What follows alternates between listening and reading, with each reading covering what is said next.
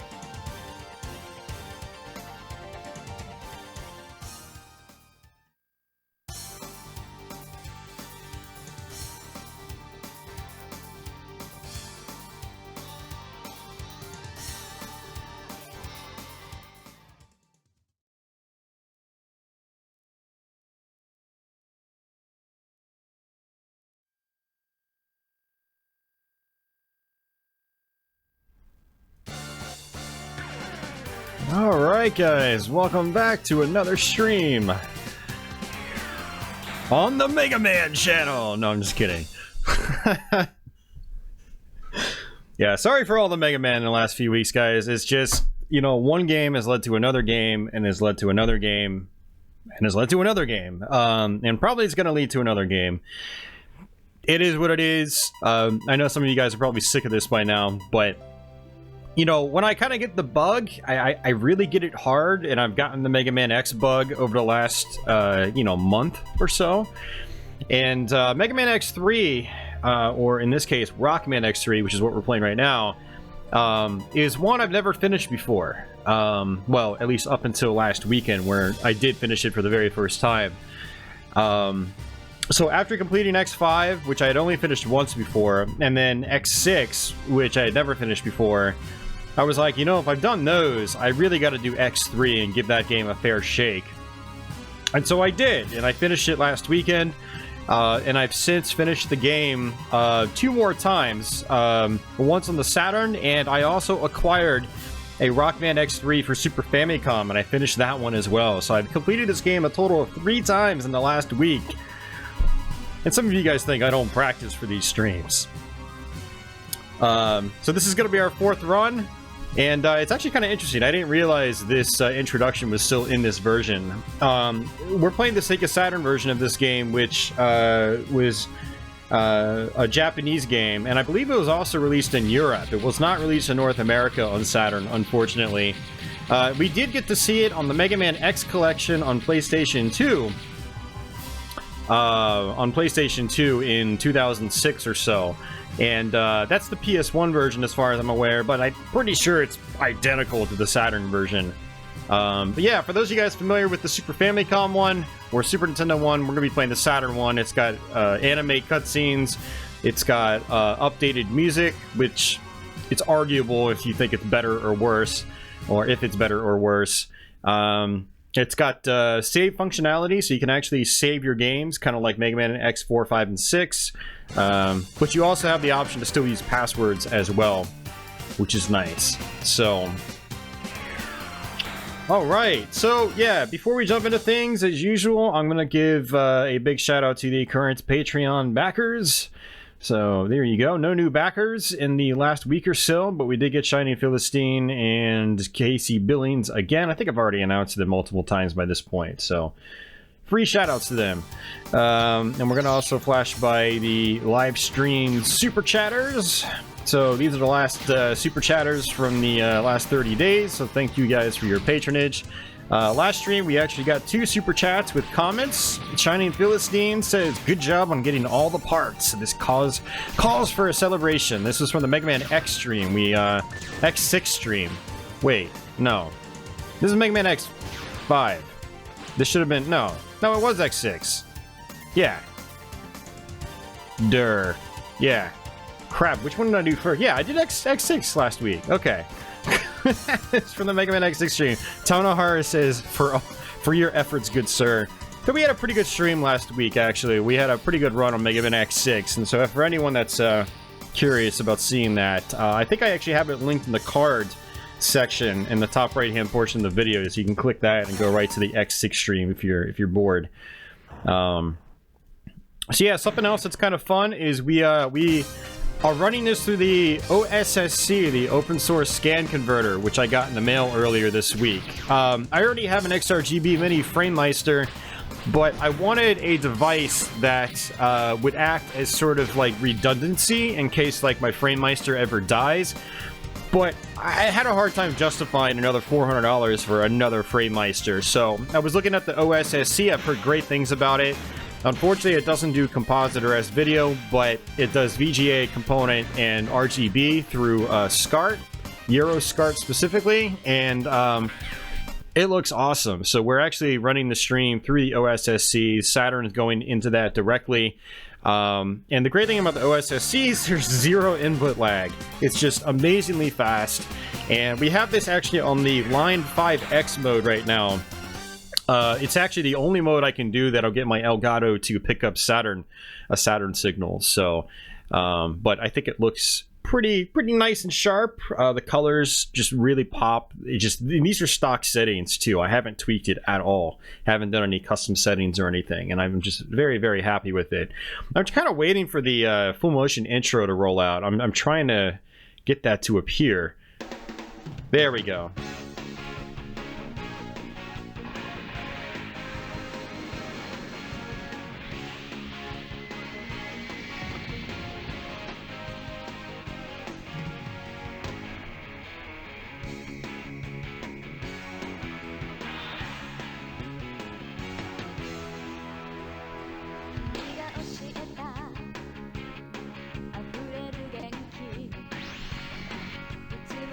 Playing as Zero this time around.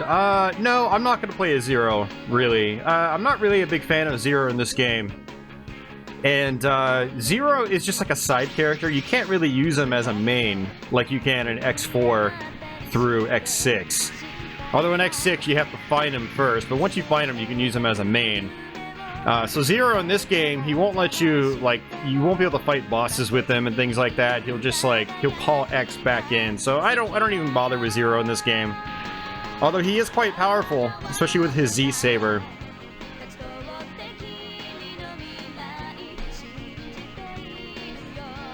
Oh yeah, Shiny Philistine, that's a great reason to get one then. And it looks amazing on my HD TV.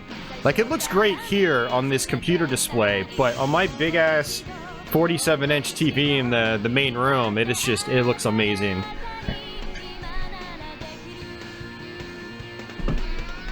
So what I'm going to do is I'm going to let all the cutscenes roll out in this game, just so you guys can see them. Because for those of you guys not familiar with the CD versions of this game, you probably haven't seen these before.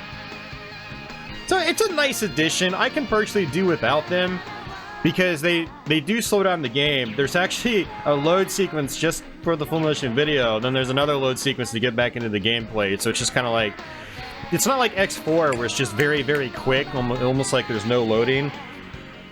But this was an early Saturn game. Very early Saturn game. I want to say 95.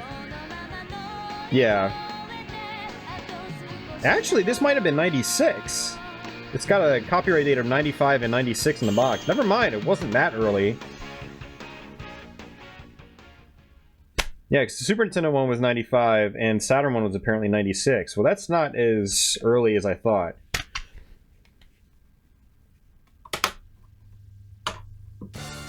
Okay. Well, with that, we're going to go ahead and switch our controls too, because I'm on the Saturn controller.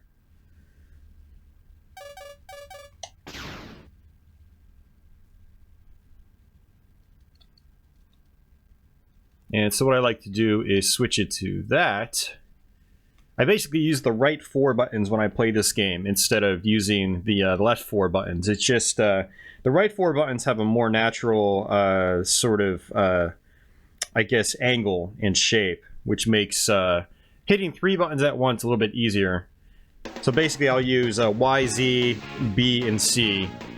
Alright, let's skip that.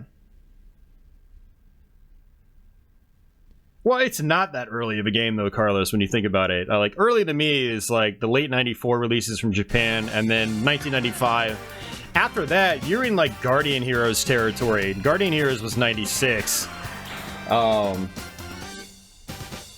Yeah, I mean, 96 is, like, when stuff, like, really killer software started coming out for the Saturn.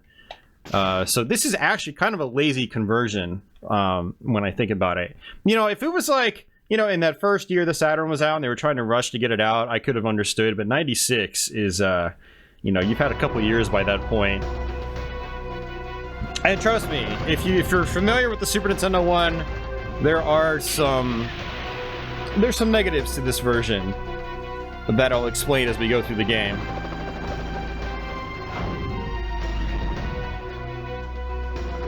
And I will say, I actually prefer the Super Nintendo one after playing that. I like the music more in that game. It's also full screen. It's got a better sense of speed. Feels slightly more responsive. The controller feels much more natural for this game specifically. Alright, so let's just skip through this stuff. You can actually skip through the story stuff a little bit faster in the Super Nintendo one as well. There's a whole lot of little minor complaints. You'll notice that this version actually has borders on the left and right sides of the screen.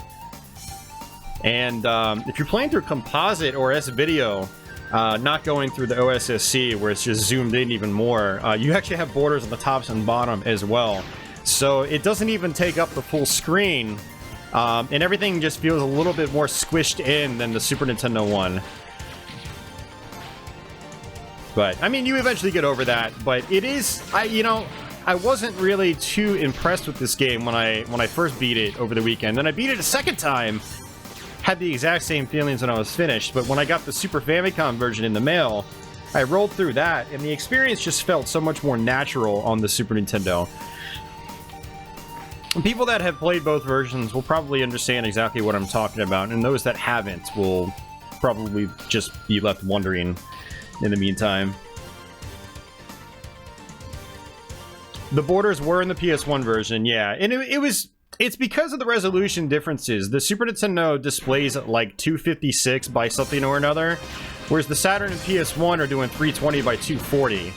And Capcom didn't adjust the assets. They didn't redraw the assets or anything like that. They basically took the SNES assets, didn't, you know, expand on them or anything. And so you basically got the original Super Nintendo resolution assets on a PlayStation and Saturn, which is using a higher resolution by default. And that's why you have the borders on the sides.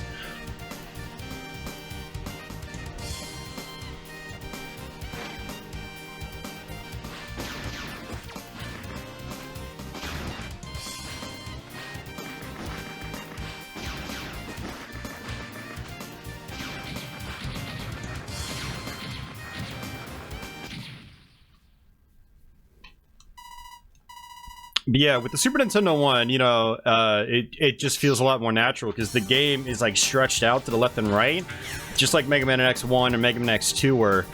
So if you're going from Mega Man X1 to 2 and then to 3 on the Super Nintendo, it feels like a very natural transition. Whereas if you go from 1 to 2 on Super Nintendo, then jump to 3 on Saturn or PS1, it's kind of jarring in a way.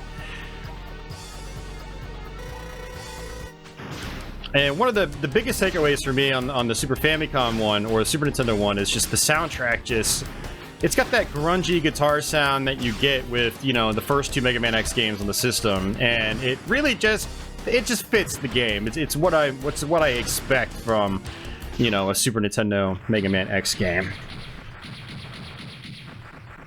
No, it really doesn't make you like. This first level on the Super Nintendo, it's a much faster version of the track, and it's grungier. and it's got a higher like energy level to it, and it just fits the action a lot better. Yeah, I mean, some of the remix music is okay. Some of it is just, I mean, I'd say most of it, if not all of it, is okay. It's just like, is it preferable to the SNES one? And I think for most people, based on the people that have come into my Twitch chat to talk about it, for most people the answer is no. They would prefer the original soundtrack. You know, when I first ran through this game, I had no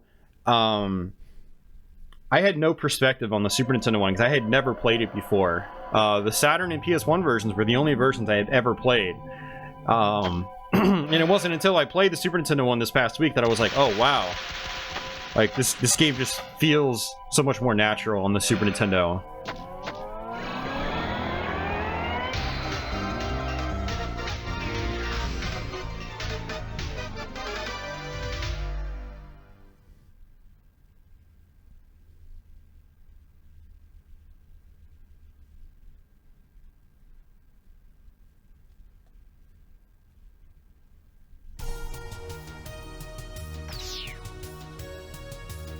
Alright.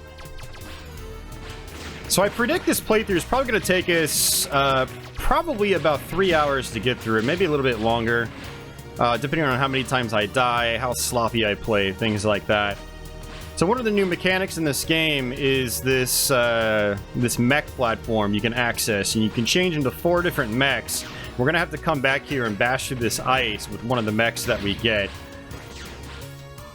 But I'm basically coming to this level first because there's the leg upgrade that you can get that'll allow you to air dash, which is going to be very handy. It's going to help us get some certain items. Going to give us a little more flexibility in boss fights and things like that.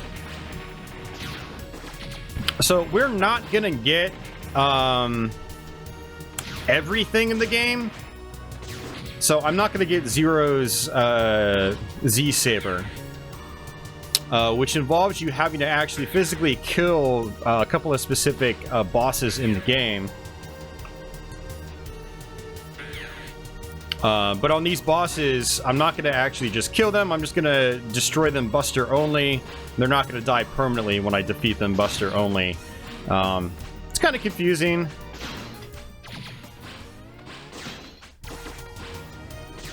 And later on, a capsule is going to appear down here, which is going to take us to an alternate level where we can try to destroy Vile. Vile returns in this game.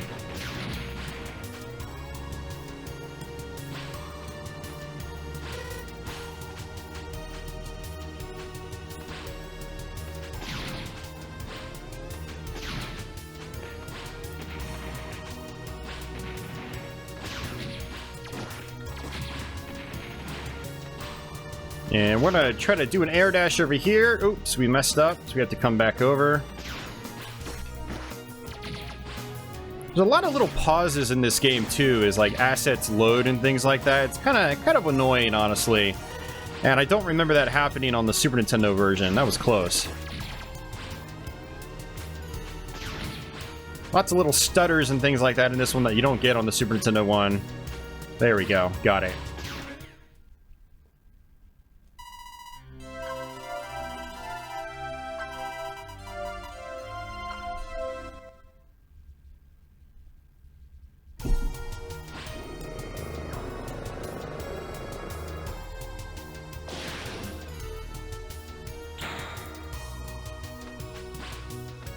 So what's cool about these boots is that you can actually dash upwards as well. It's very, very handy.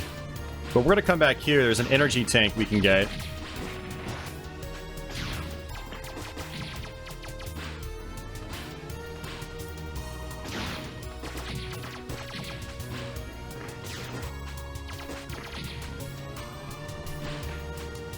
Just like that.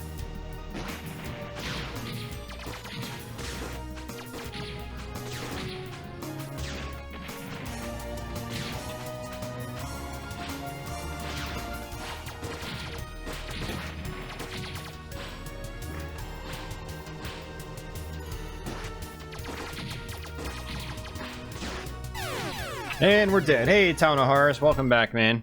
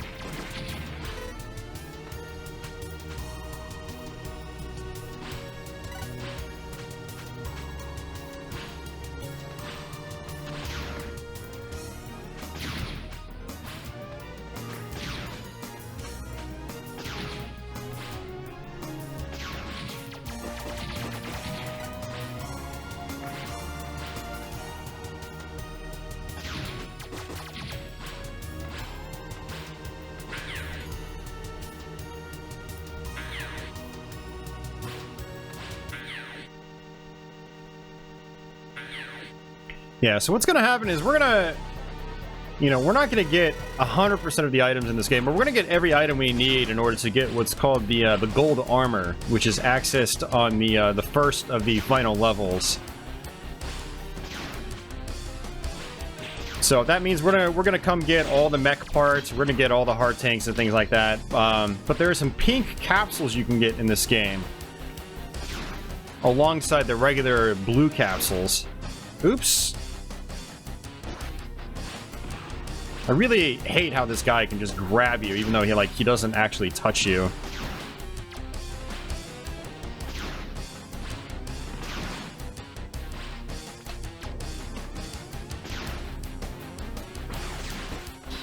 That's gonna freeze me, and he's probably gonna dash at me.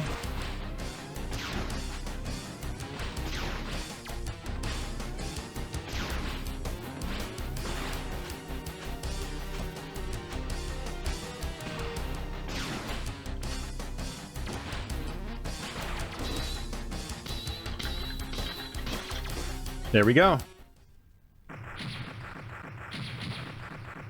Am I gonna play in a specific order or just following the flow? Yeah, a semi-specific order for the most part. I like to play this guy first to get the leg upgrade, and then I want to go to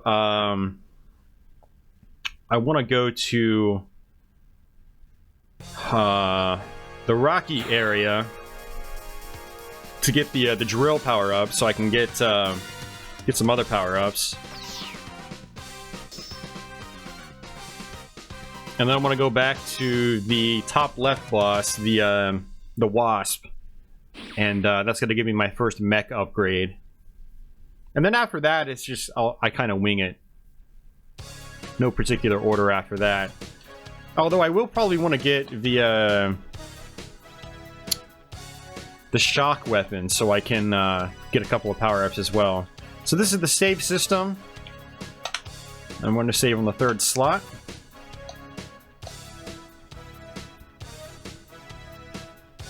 And you have to do that, you have to access that by pressing X on this screen here. Unfortunately, it's in Japanese.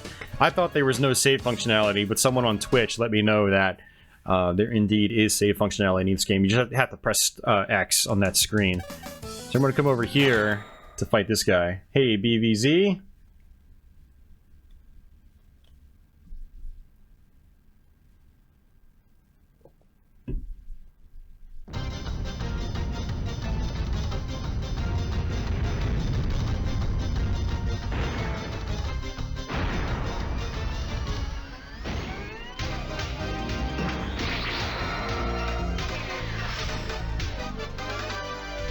I would love to see both versions on the new collection. I was thinking the other day, I was like, why didn't they just include both versions on the PS2 X collection? That would have been nice if they gave you the choice between Super Nintendo and Saturn / PS1 versions.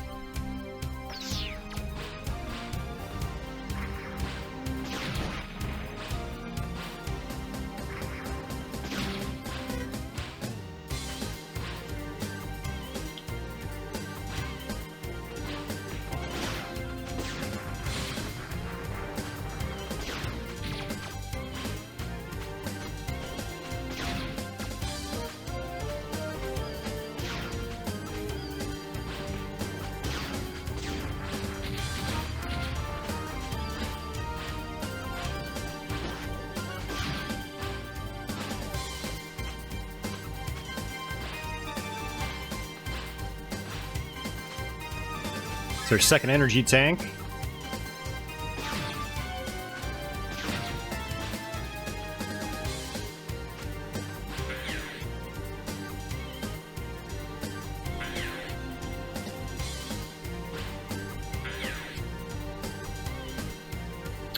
That was something, Carlos, that happened actually more often than you'd think in the early 32-bit generation. There was a lot of games that had password save systems along with memory card saving.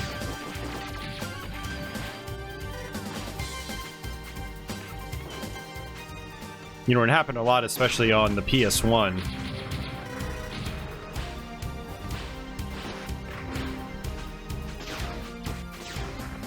I was playing the Need for Speed on the Sega Saturn, the other day, and it's got the same thing. It's got internal memory saving, but it's also got separate passwords you can use too.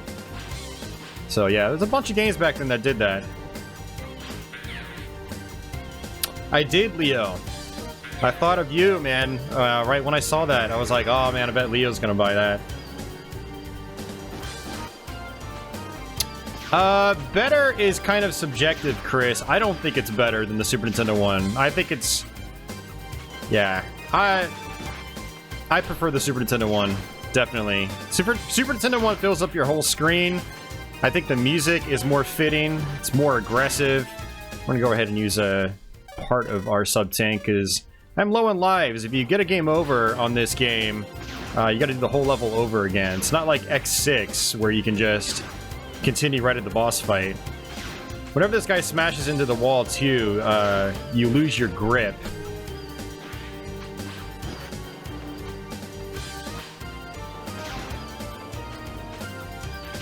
This is probably one of the most annoying mini-bosses in the game, personally speaking.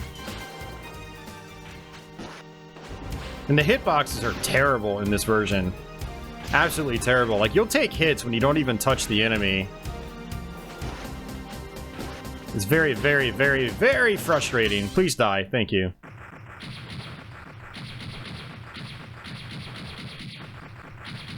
I did, Carlos. Yeah, I actually watched it twice. I watched it twice.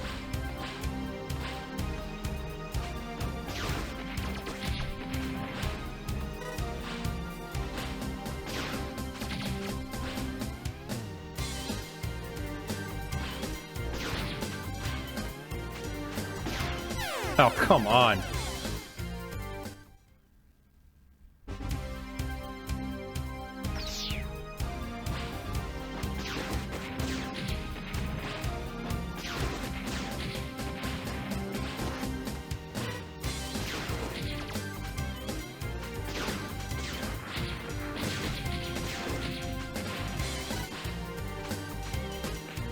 And we have to do that boss all over again.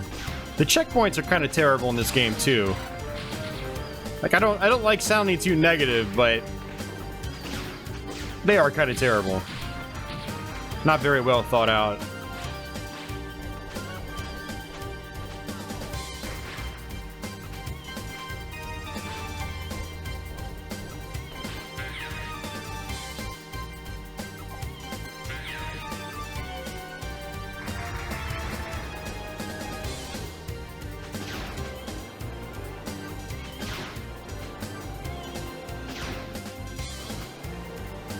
I thought the borders were in the Mega Man X collection on PS2.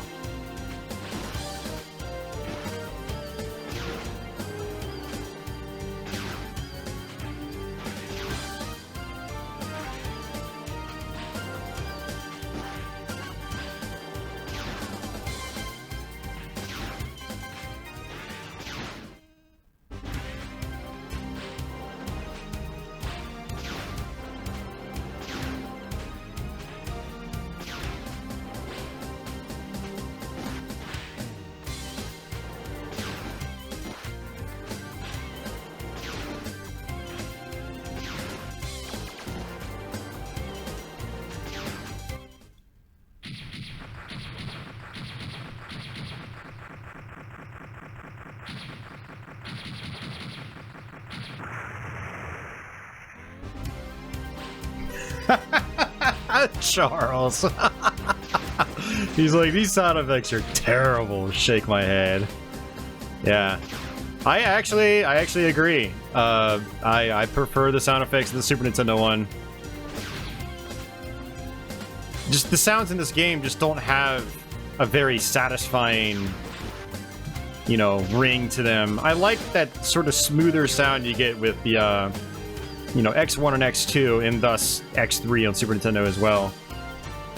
It just feels... You feel much more at home when you're playing the game on Super Nintendo.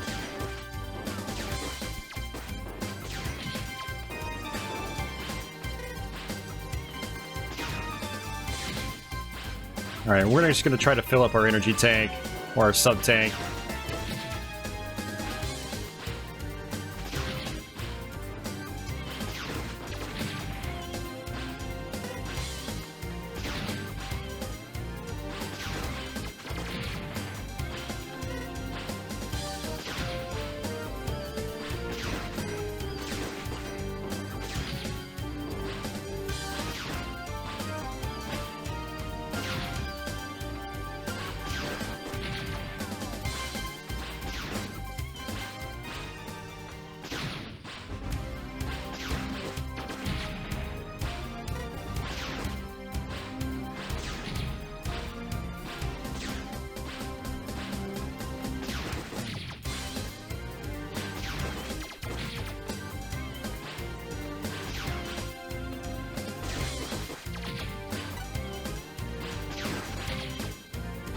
Yeah, when you get armor in this, when you get the armor upgrade in this game, enemies do a whole lot less damage. So yeah, it's definitely rough in the beginning. Put your health bars low in the beginning. It doesn't help that enemies also take a long time to kill. Almost everything in the game takes many hits. Very few enemies in the game that just take a couple.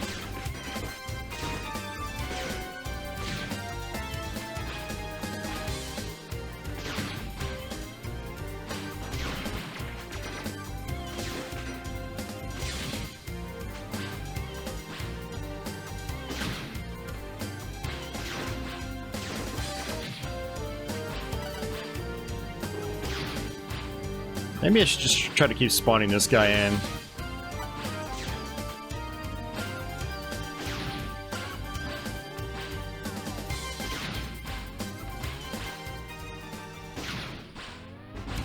See, basically what's happening is I'm out of lives already, which means if I die at this boss, I gotta do the whole level over again. So I figured I might as well just grind out for health.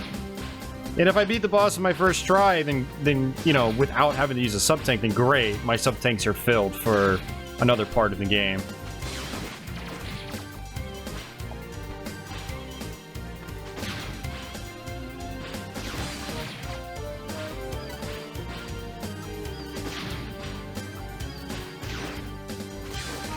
Enemies have a tendency of dropping a whole lot less health in this one, too.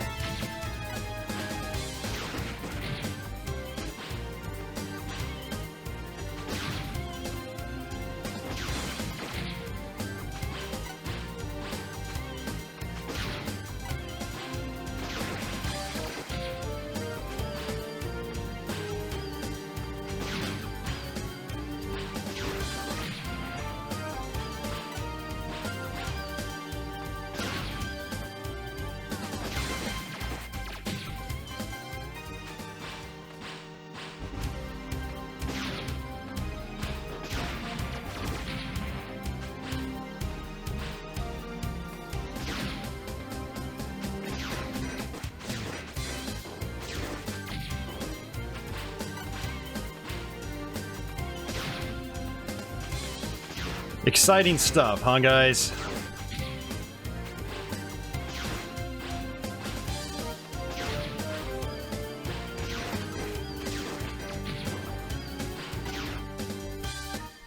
Alright, almost there in the second one. Might as well just continue and get it all the way up.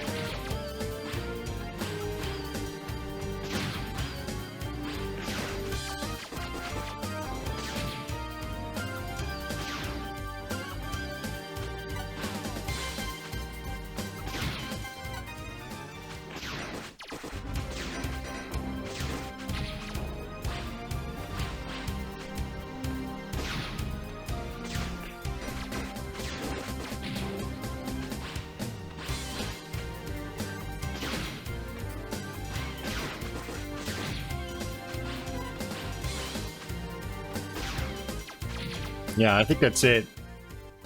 Yep, we got it.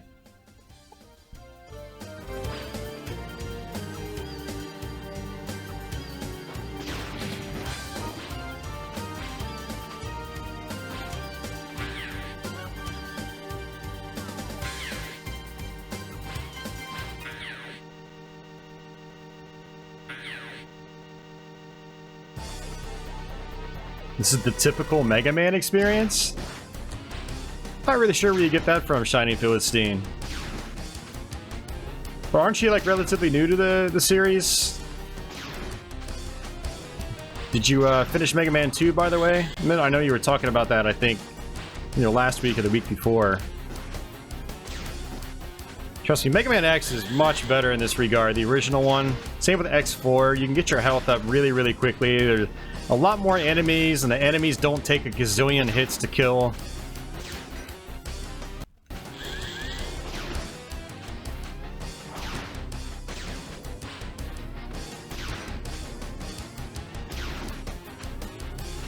One thing that's interesting about this version, it does feel like the boss patterns are less varied.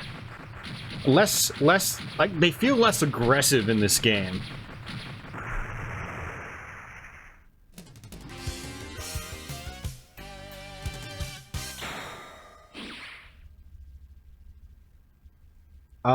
It does, Ixie. It made a different sound than it would normally. That's why I checked my, the pause menu to see if the tank was filled.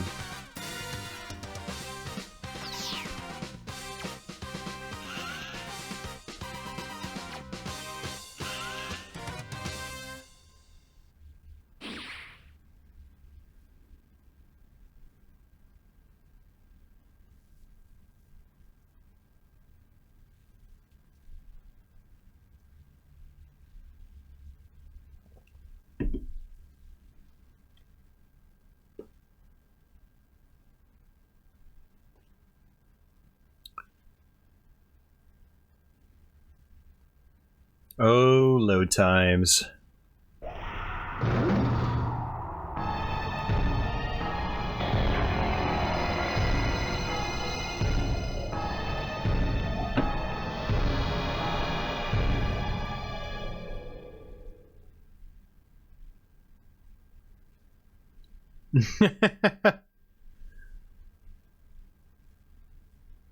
Right on, Shiny Philistine. I mean, you'll get better at the series, like, the more you play them.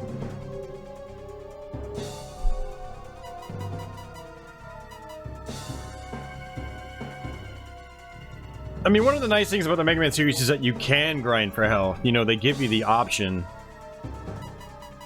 You play something like Ninja Gaiden, when your health gets low, it's permanently low until you beat the level. Or happen to find the one health pickup in the stage.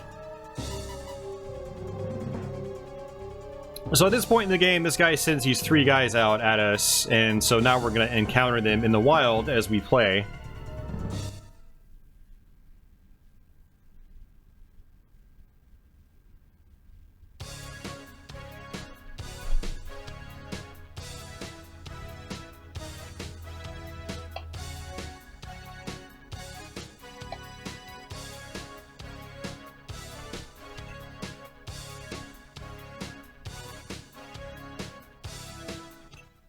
You know, Charles, I actually enjoy X6 more than X3. After putting a lot of time into both games, I would actually rather play X6. X6 to me is a lot more interesting when you know what you're doing. There's a lot more going on. The soundtrack's a lot better, the sound effects are a lot better, the graphics are a lot better. There's a couple boss fights towards the end that are kind of annoying, but, you know, when you know what you're doing, it's not really a problem. I have a newfound respect for X6.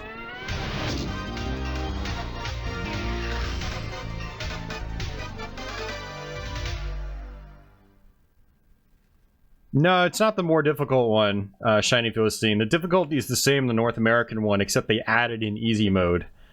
The difficult mode, quote-unquote, on the North American one is the same difficulty as the Japanese one. Basically, difficult is the only way to play it. That's how the game was designed. So... and it's not really difficult. Hey, Mario, how are you doing, man? Oh, I mean, I still like X3. But I absolutely prefer playing it on Super Nintendo. If anyone's gonna give me the choice to play it on SNES or Saturn, it's SNES all the day, all the way. Like SNES all day for me. I actually enjoyed the Super Nintendo one quite a bit, whereas the Saturn one, I left the experience just feeling very very lukewarm in the whole thing. But it really just goes to show, like, how much the soundtrack and the overall pacing of the game can make a difference. You have no load times in the Super Nintendo one. So you're just constantly just going from level to level really, really quickly. No pauses or anything. It's great. The soundtrack's more energetic. It's more fitting.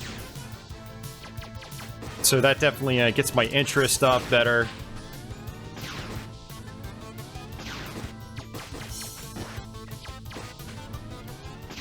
I feel like the in-game cutscenes on the Super Nintendo are just more fitting.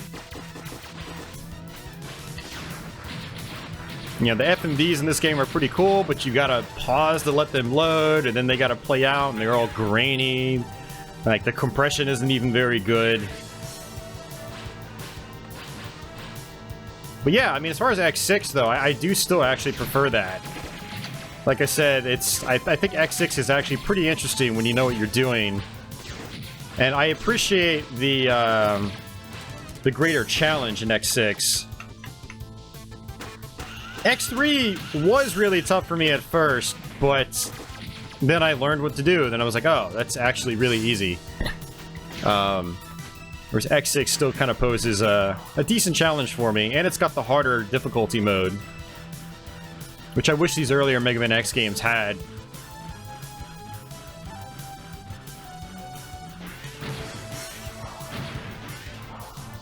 Patchouli, my cat, is in a different room.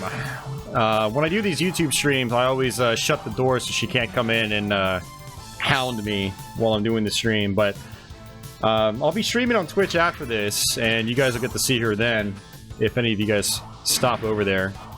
So for this part right here, you just gotta destroy these boxes over and over.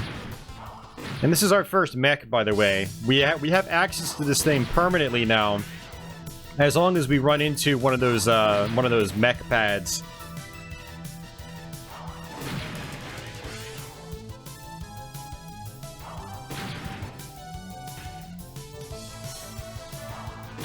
Yeah, exactly. It took me a while to warm up to X6 for sure. But once I understood the flow of the game and what to do, and I understood where some of the leaps of faith were and things like that, the things I initially had a problem with when I first played the game, I didn't have a problem with anymore. Alright, so we're gonna come up here. There's a heart tank up here. So the reason I came to this level was to get the mech, and that's going to allow us to get other power-ups.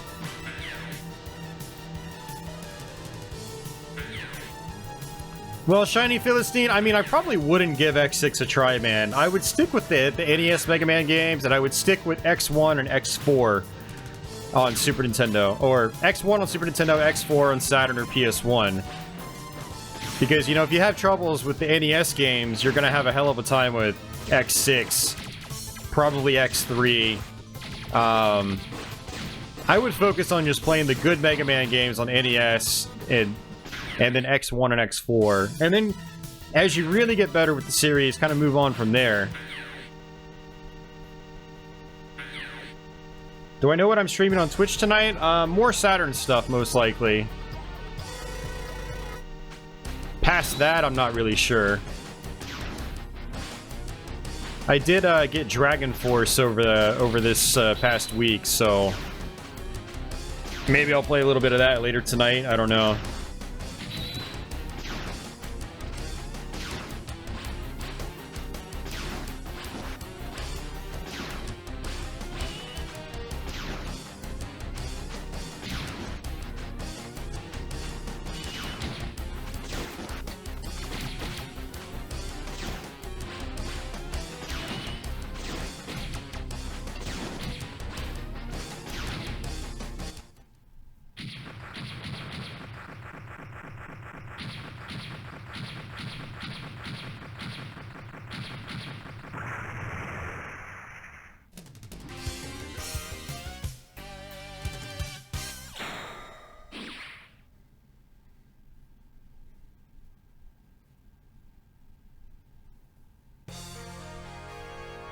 Mega Man 1 just has some quirks you gotta get used to. It's really not that tough.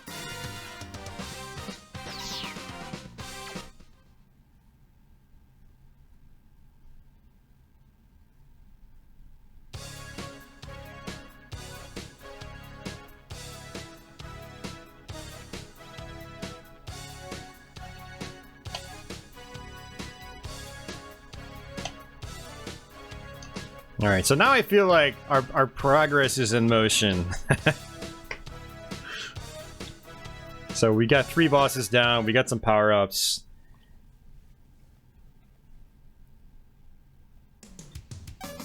Alright, we're gonna come back up here and get this heart tank.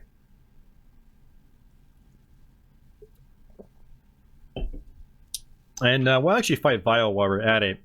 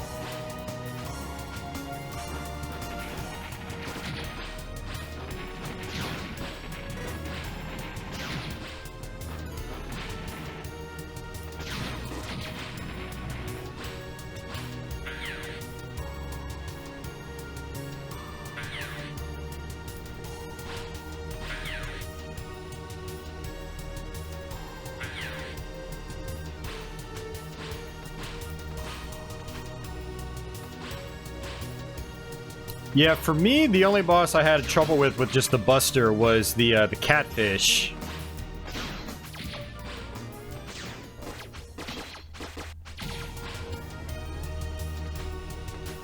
His second phase, where he's just basically shielded permanently, it's just very tough to deal with, so...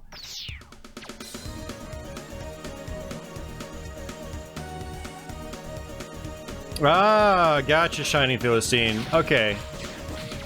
I hear ya. I was under the impression you were brand new to the series. Okay.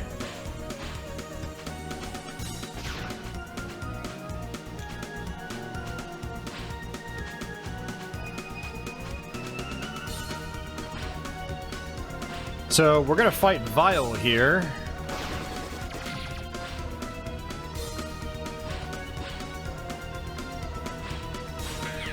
And he's not very tough. Scud, yeah. I'd like to give Scud more time. It's one of those games that's got a variety of gameplay styles, like, mashed into one package.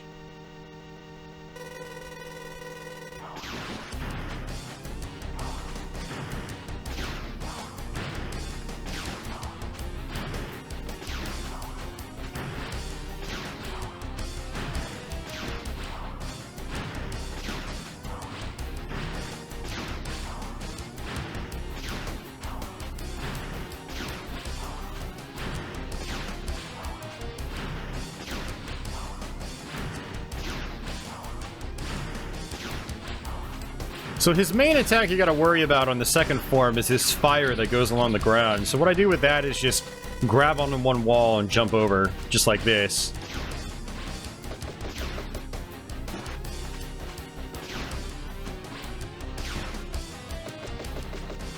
Pretty basic stuff.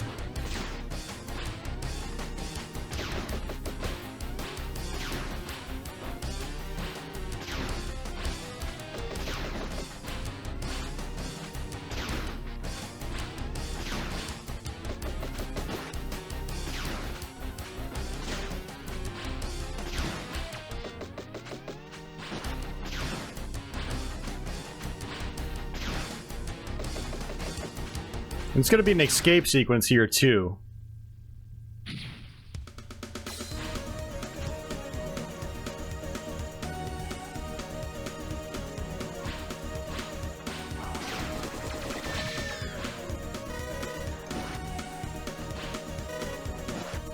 It's going to be an extra life right here.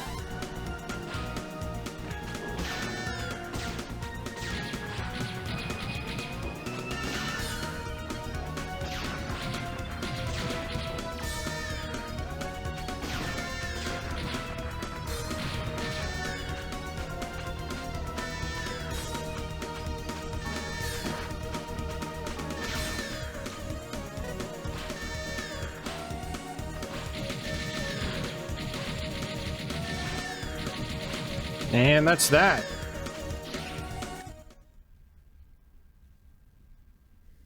Sub-weapons, mostly garbage. Yeah, not really a big fan of the sub-weapons in this game. Alright, and that's pretty much that. There's nothing else to get here, so we're gonna go ahead and exit.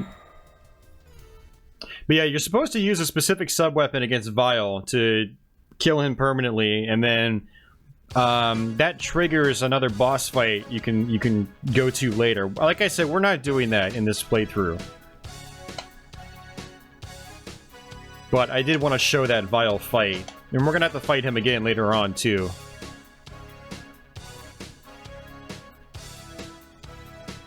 I mean, don't get me wrong, there are a couple of solid weapons, like sub-weapons, but for the most part, they're just not that great. Like, this guy's sub-weapon is probably the best in the game. But we're gonna come here, actually, so we can get the Buster upgrade.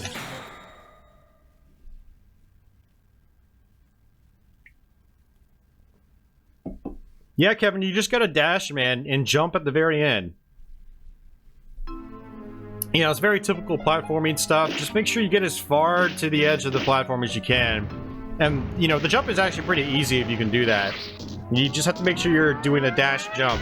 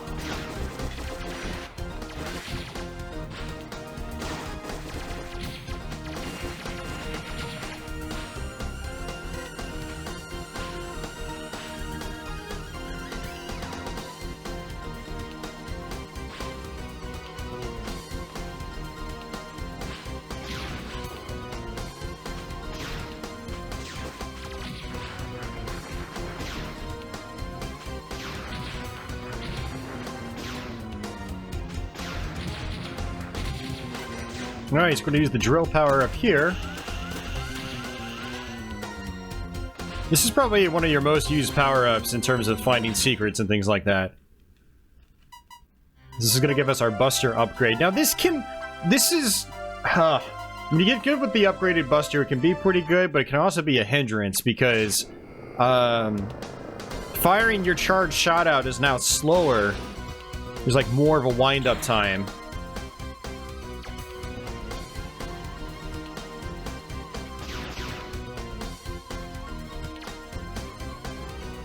So now if I want to do my regular one, I have to make sure I release it on its second charge phase. But now there are 3 charge phases.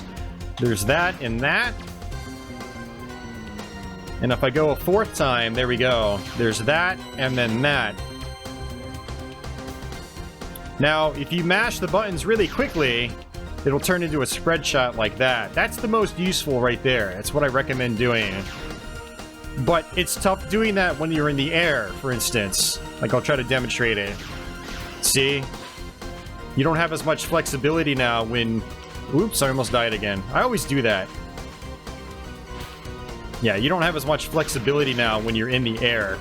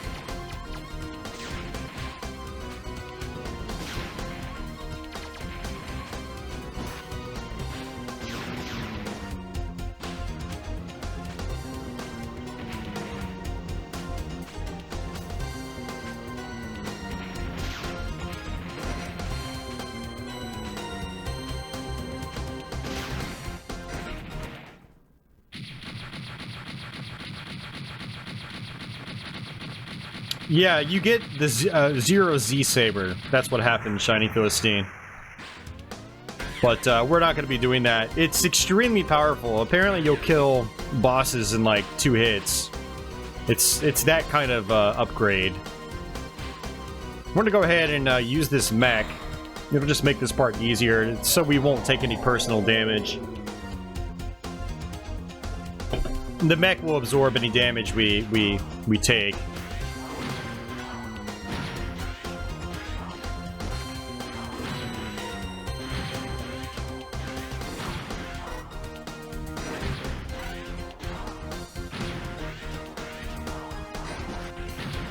Actually, this is a good time to try to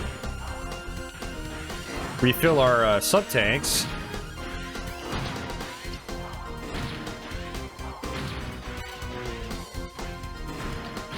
No, this is much easier.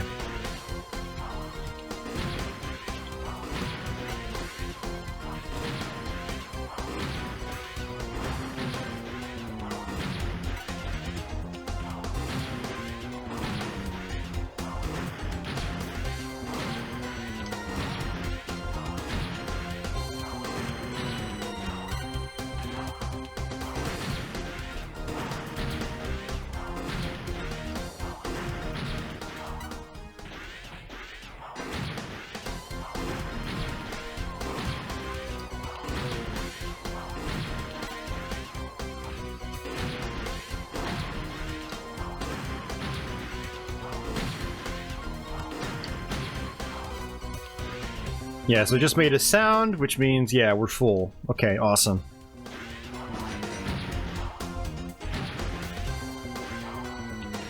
And this is going to be one of those mini-bosses.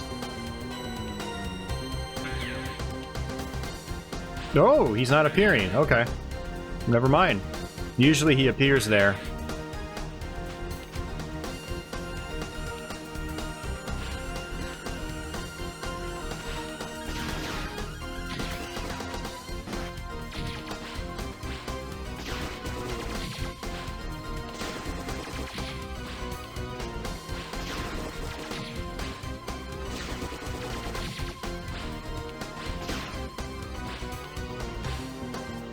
Oh no, I don't want to do that. I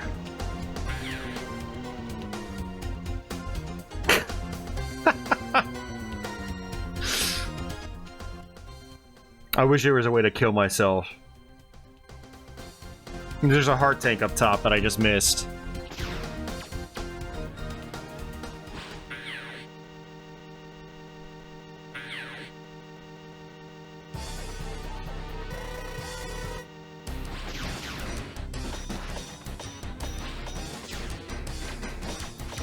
I'm pretty sure dying's gonna put me right in front of the boss. I'm gonna kill myself anyway.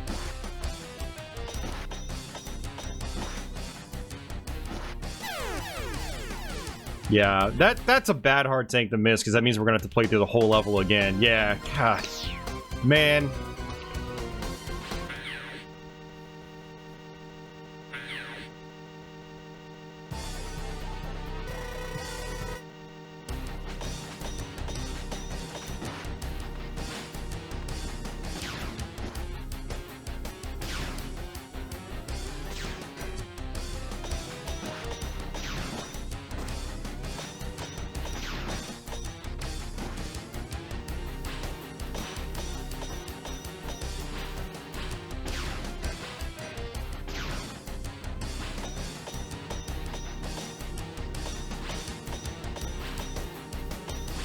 Come on, dude.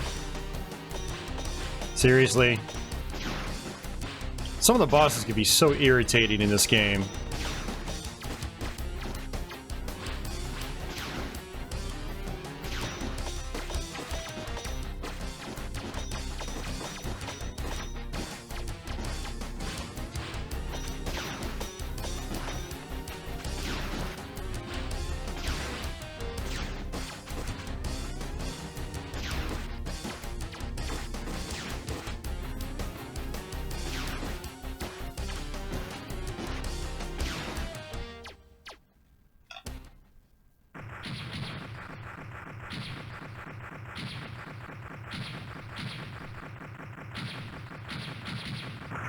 Yeah, that's a bummer. We might as well just redo the level right now while we're here.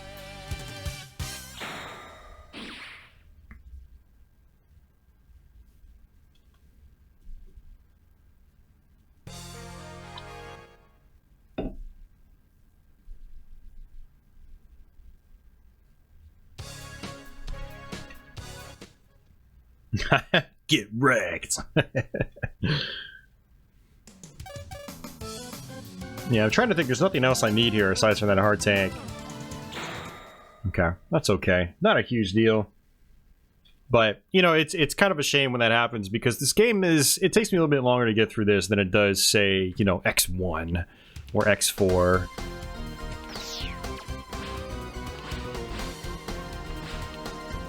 But, I mean, it's not a huge deal. There's a couple of little shortcuts. Like, you can just come up here.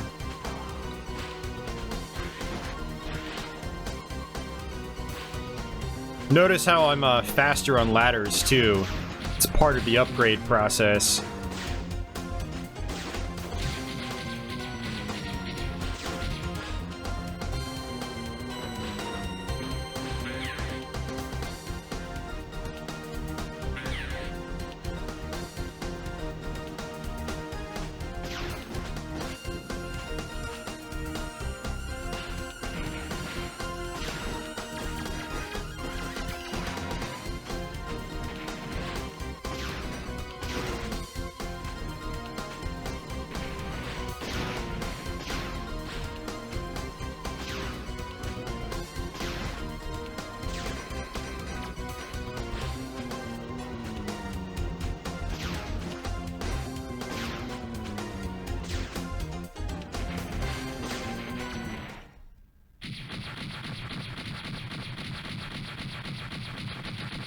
You gonna drop some health? Nope.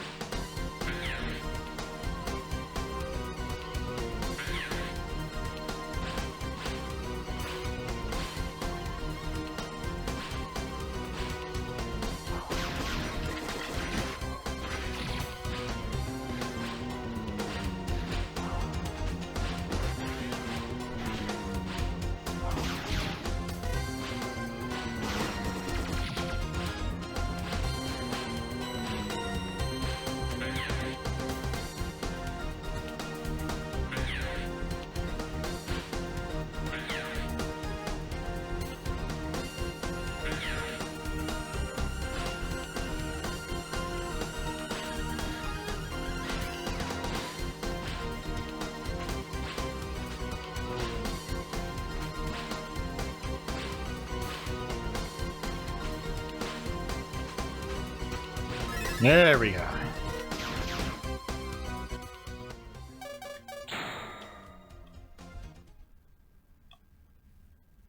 Only in Dr. Doppler Stage 2. Well, you're at the end of the game. There's only one more level after that. I was actually really surprised at how short the final level is in this game. Or how short the final levels are, plural. It's basically 2 Doppler stages, and then one more, and then Sigma, and that's it. Something like that. Very, very short.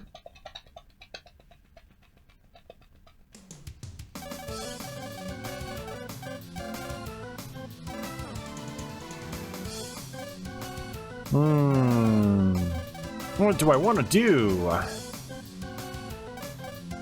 We'll do this guy, because there's actually, no. We'll do this one. I'd love to get that armor upgrade. If I can get the armor upgrade, that means we'll take a whole lot less damage.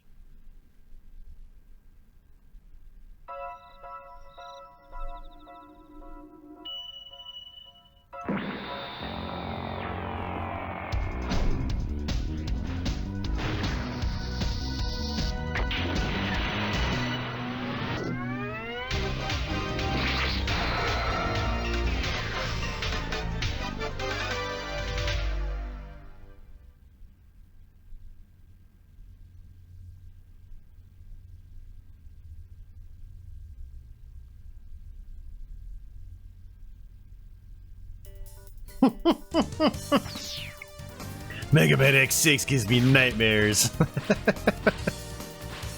We ran through that on stream last week. I really like that game. I want to go back and do another run with just Unarmored X. And then I want to do a run with Zero as well. I'm going to be doing that soon. Over on Twitch.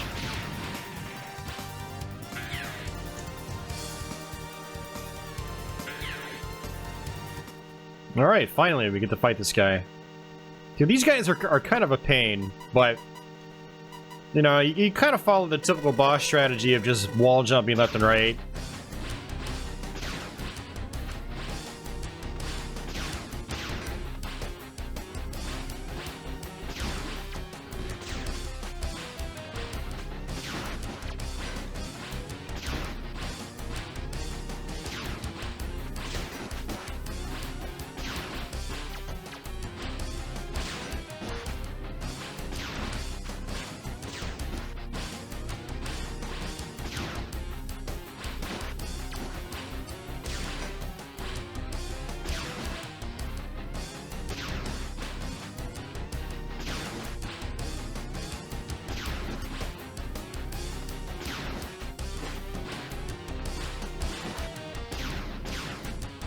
God, what am I doing, man?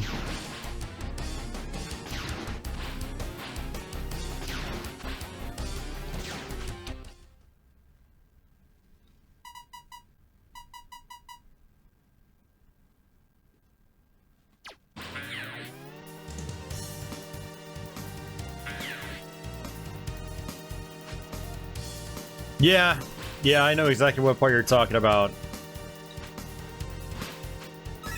Yeah, that's probably my least favorite part as well. It's not really hard, it's just, it takes a while. That's it.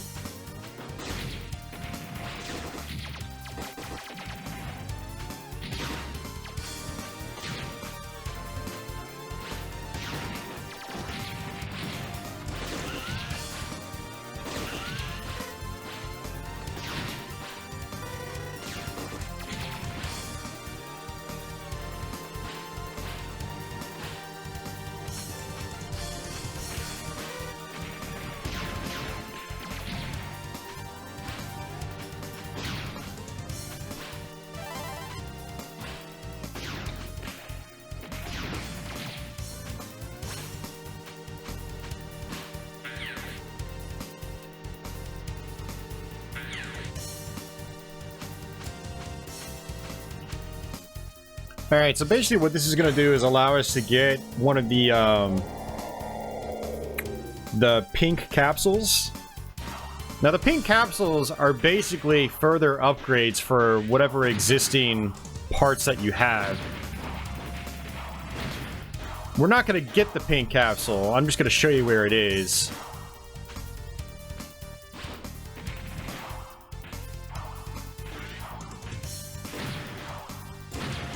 And the reason we're not going to get the pink capsules is because we're going to get the gold armor.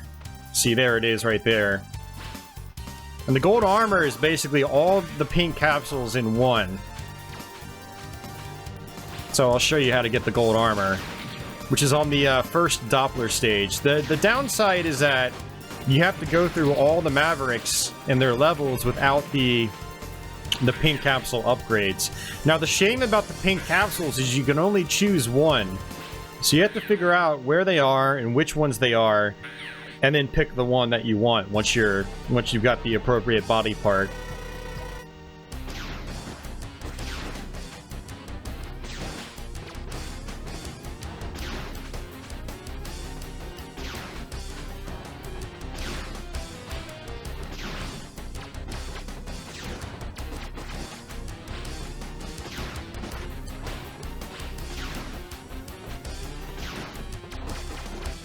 But yeah, the reason I wanted to come to this guy is because he's going to give us a this gravity power-up, which is going to allow us to get I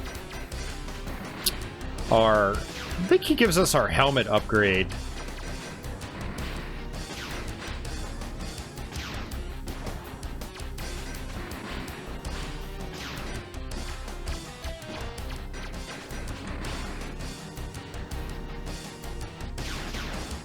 Oh, come on. And that's that.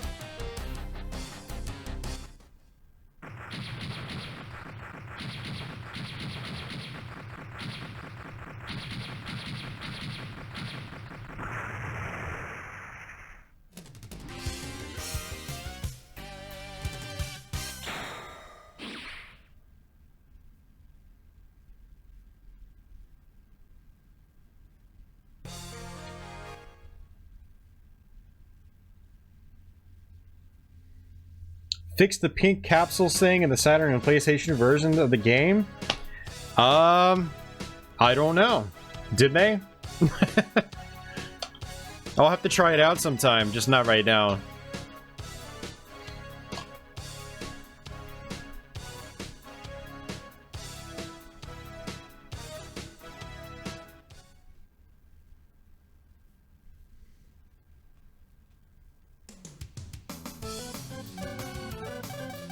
Yeah, so we're gonna come here now.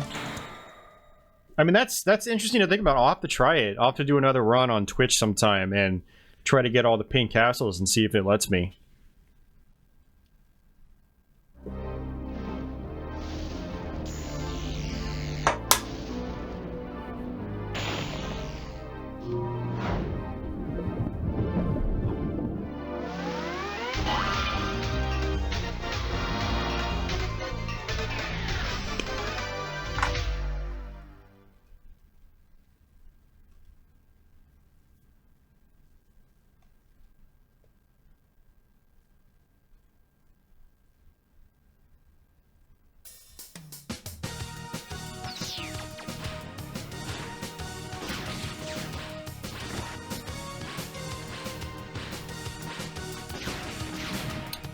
So if you haven't defeated Vile yet, this would take you to a capsule that'll basically take you back to the Vile fight.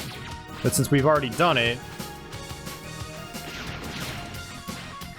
it doesn't allow us to go down.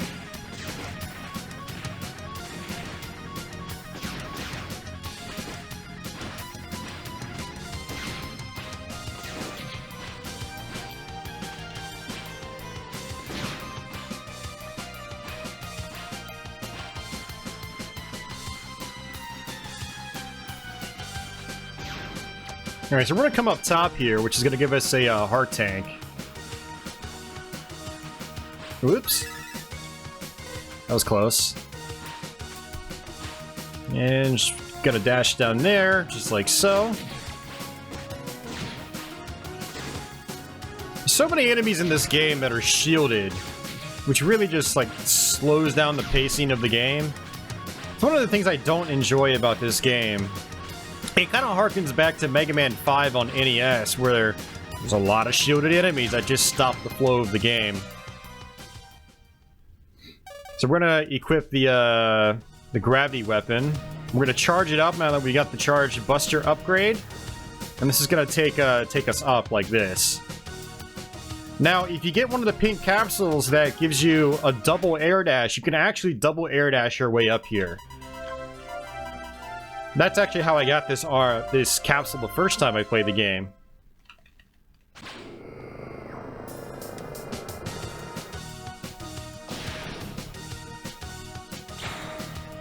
Oh, so that's the... okay, that's the armor. So the helmet is on one of the levels we've already played. That's good. That means that we've got much higher defense now. So we'll take a whole lot less damage. See, it's just one hit point now. Now, it's definitely good to know where, you know, where and when items appear. Because then you can think to yourself, like, okay, I'm going to need this charged ability to get the armor, which is going to make the rest of the game a whole lot easier. Now, this guy's kind of a pain, but you just kind of go to one side, just like before. Oops. This thing he slaps onto the wall here basically makes it so you can't latch onto the wall. Every time I get to this guy, I always have to get into a groove.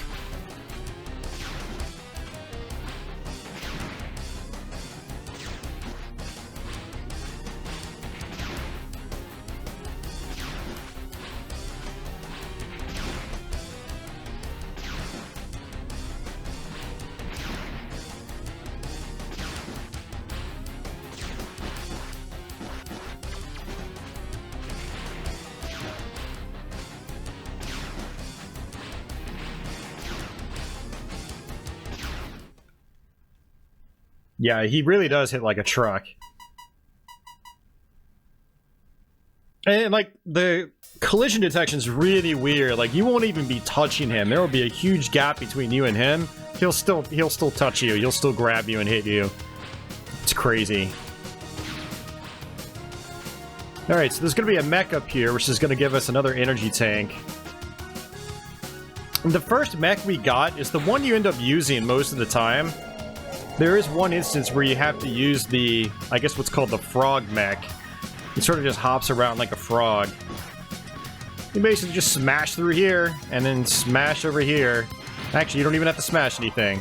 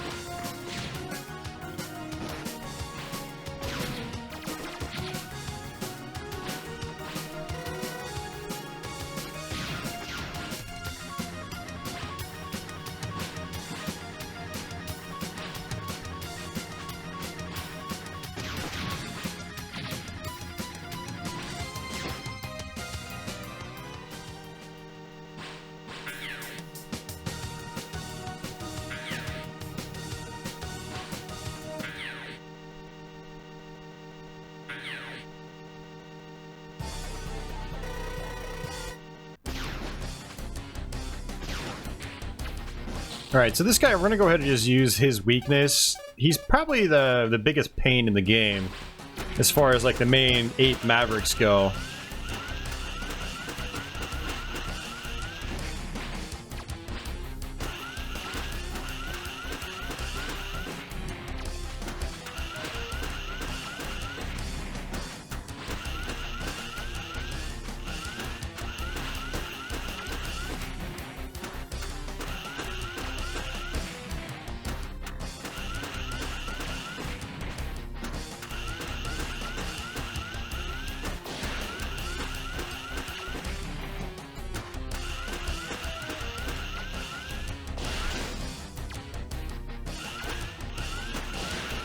And that's that. But we're gonna use his weapon now to get a couple of other upgrades.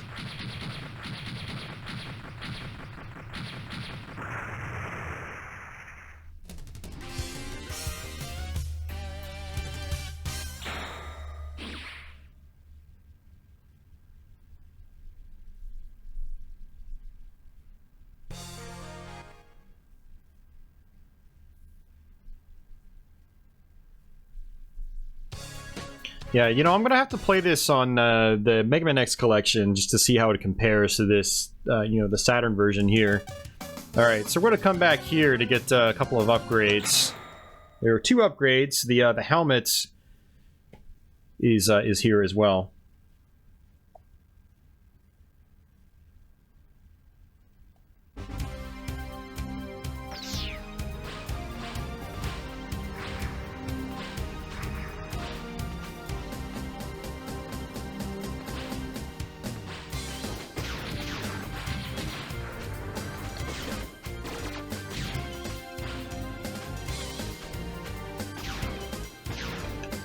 Alright, so let's switch over to it. We're gonna have to charge up here.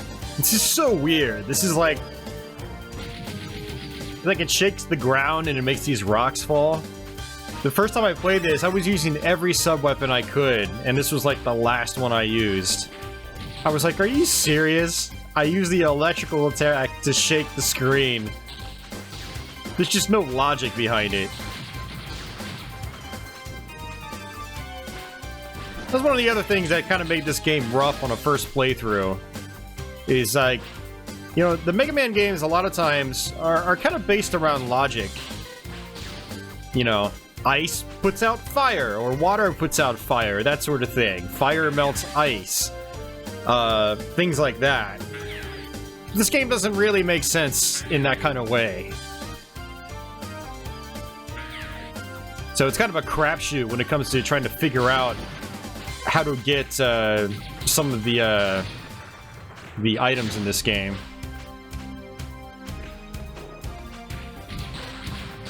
You can see how powerful this one is. It's a very powerful sub-weapon. Doesn't use a ton of ammo either.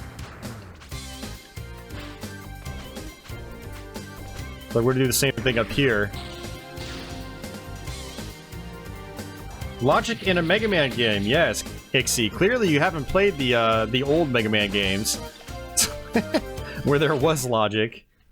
For the most part. Yeah, exactly, Shiny Philistine. And there are ropes holding that rock into place. You think you can maybe snap the ropes? Nope. You gotta shake the whole screen to make the rock fall. Come on. So what's cool about the helmet is when you are trying to figure out where the secrets are on a first playthrough, this tells you where they are. It gives you a whole gridded layout of the map, and it'll highlight the blocks that have special items. We've gotten all the special items, so there are no highlights. So we're gonna go ahead and exit now.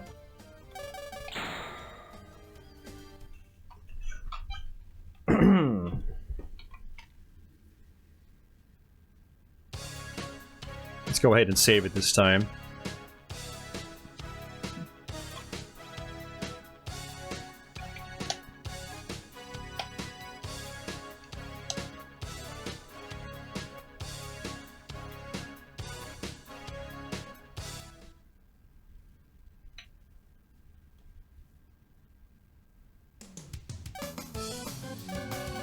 Yeah, so it doesn't really matter where we go at this point.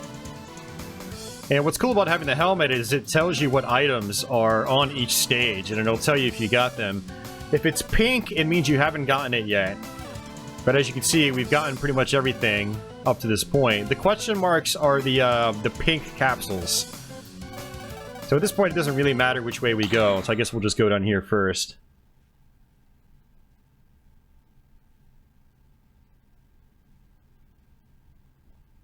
I predict we probably have about another hour to go in this playthrough. Maybe a little bit less. I mean, we're actually at a pretty good pace, all things considered.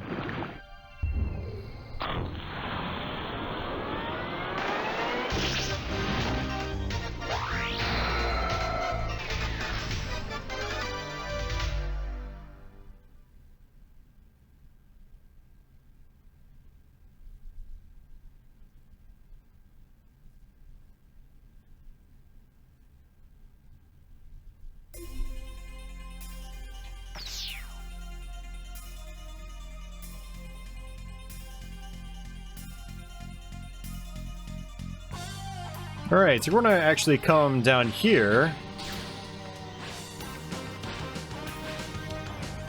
Right here.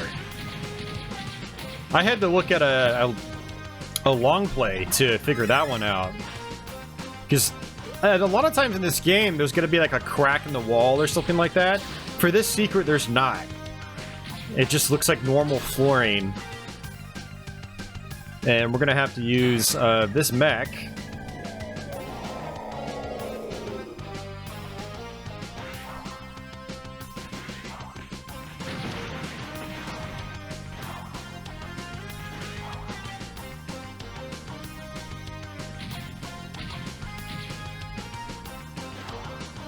And we're basically just going to come down. There's going to be a heart tank. Right here. Notice how that wall was cracked, letting you know there was a secret there.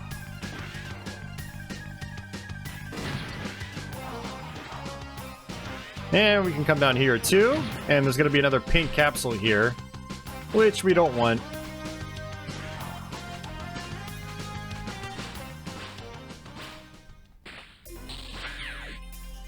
But now we don't have to fight any more of those Doppler mini-bosses, which is nice.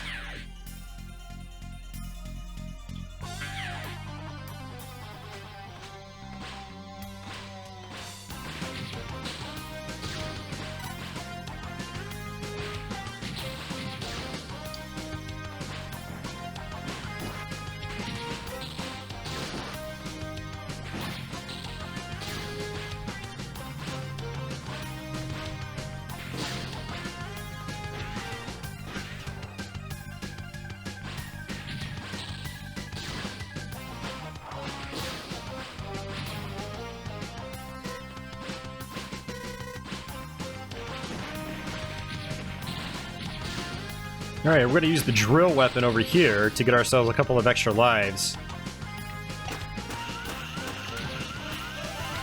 And there we go.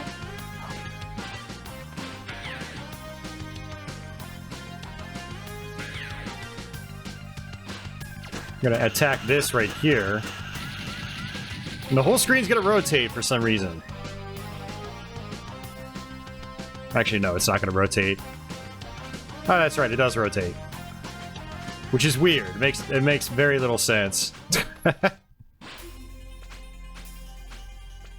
Actually, I kind of get it now. You're in a submarine. I just now got it. That's why it rotates. I guess the whole thing capsizes or something. Okay, that makes a little more sense. See? Mega Man logic.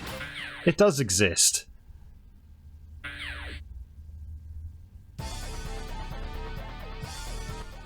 Alright, we'll try to do this Buster only.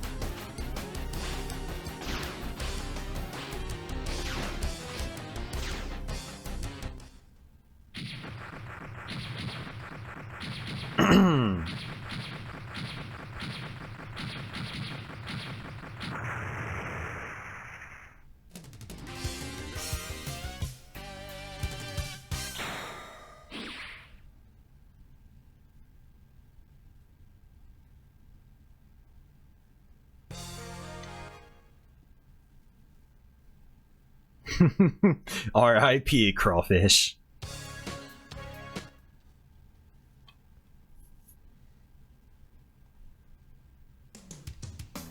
Alright, so we gotta go to this guy, and then that's pretty much it. Although we are gonna have to fill up our energy tanks all the way and get full health for the gold armor on the first Doppler stage, from what I understand.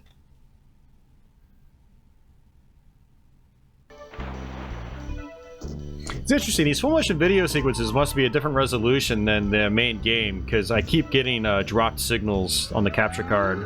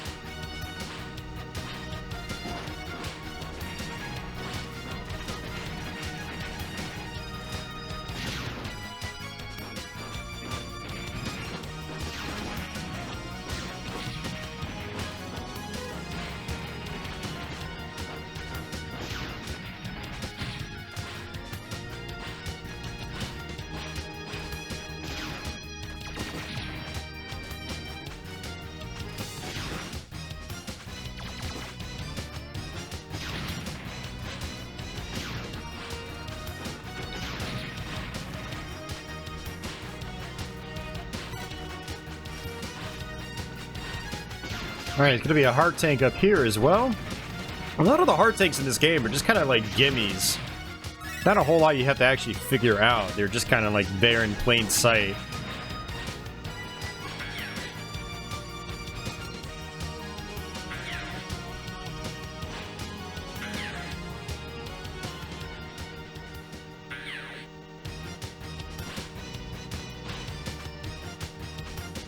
Alright, so we're gonna have to switch over to, actually, no, we don't actually have to switch over. I'll show you a couple different ways you can do this. So the first way I figured out is by using the frog armor, the frog mech.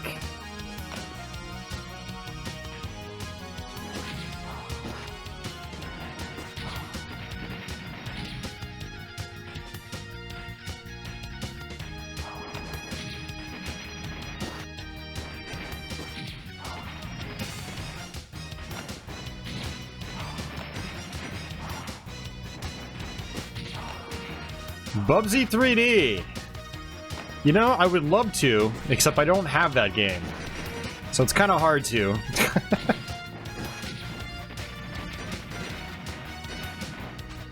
And I messed up. Well, you're supposed to destroy both of those, which will allow you to get up that wall. But there's another way to do it. Kind of a clever way, actually. And it doesn't actually really matter where I am. If you use the ice ability, you can charge it up. And it basically just, you know, falls into a lump, or turns into a lump in the water. And then you can jump. You have to time your jump just right here, otherwise you'll fall all the way down to the floor. That's pretty clever. I like that, how there's multiple ways to do this. So normally what you would do is you would use that mech to destroy those fans, which allows you to come up here for this pink capsule. And I believe this pink capsule here is actually the boot upgrade, so we would be able to do 2 air dashes. And then you can just come back down and jump all the way across for the heart tank. Unfortunately, this is going to blow us. Not too badly, actually, since there was only 1 fan. There's going to be a mini-boss here. Fatty, you've missed probably about 80% of the game.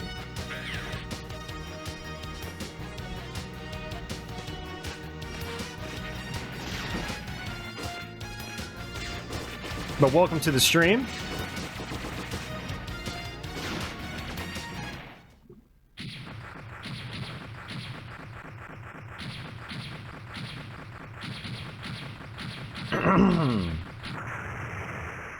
Just for the love of God, please no. Don't play Bubsy 3D. I do want to actually play the game. I am genuinely curious about it.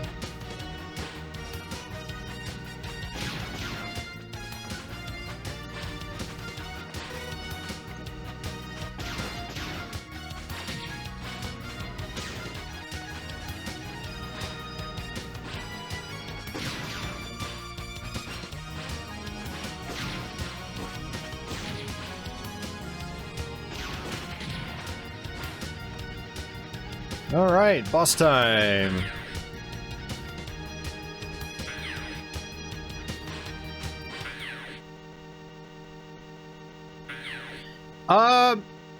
Not really, Leo. I mean, I guess you weren't there when I played it on Super Nintendo. Were you? I played it on Super Nintendo 2 days ago, and I like it a lot more there. I definitely enjoy the game a lot more on Super Nintendo. I still feel about the same when it comes to the Saturn version. So no special increases in feelings there in regards to the game.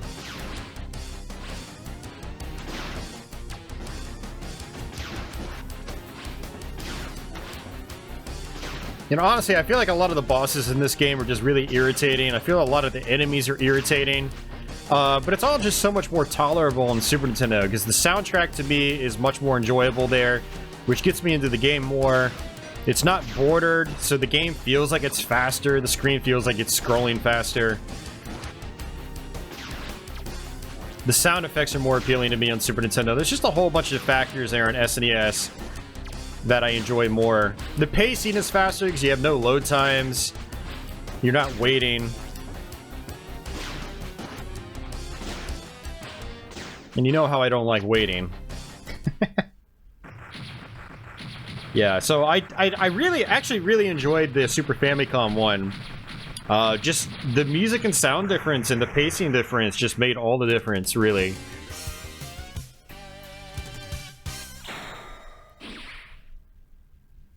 Watching someone try to play Bubsy 3D is actually pretty funny.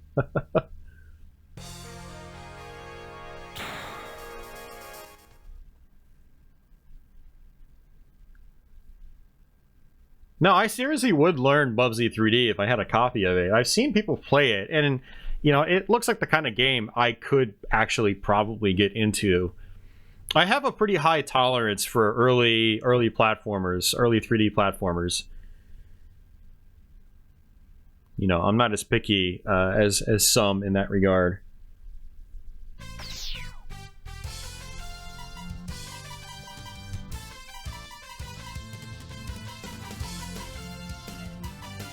Okay, guys, I'm gonna let this sit here for just about a minute. I'm gonna go use the restroom, and I will be right back.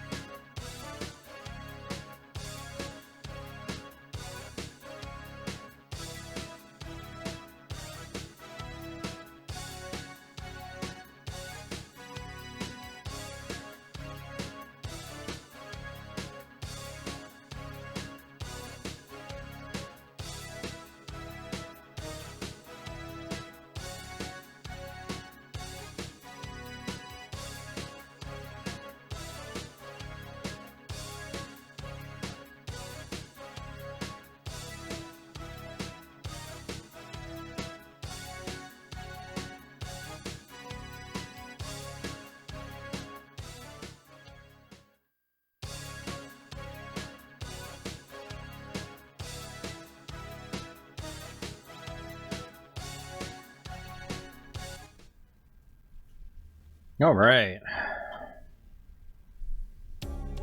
You actually prefer to play Gex on 3DO.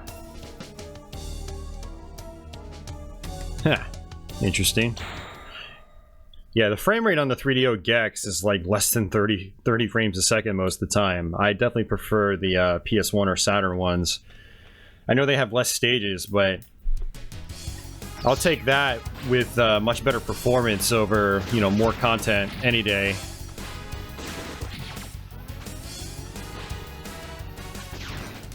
Probably gonna have to do a little bit of grinding here. Let's see what our energy tanks are like. Sub-tanks, yeah, we still need to get that one filled.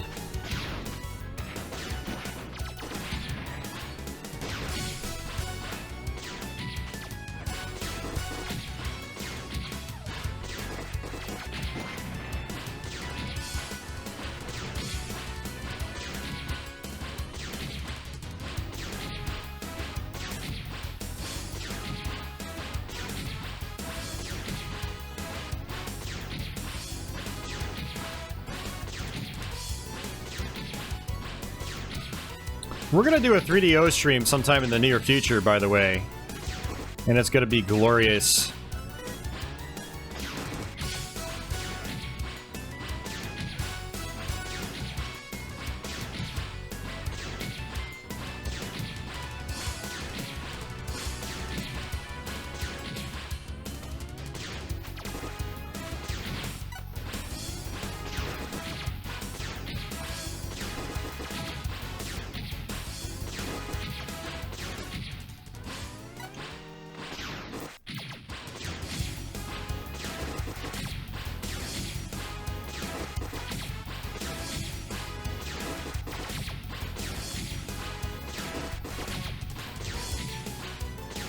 Really wish this went faster. Come on, give me some power-ups, man.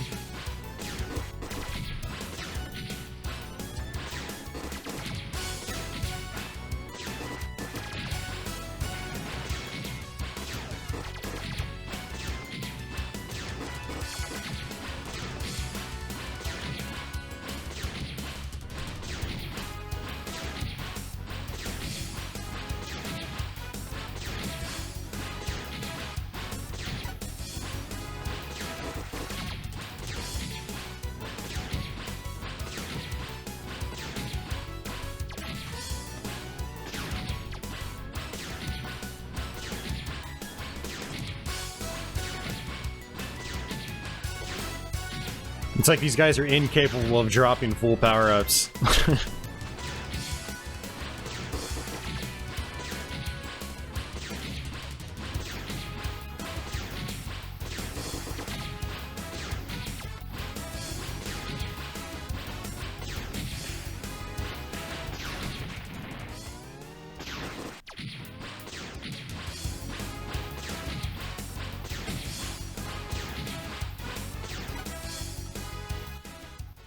Hey.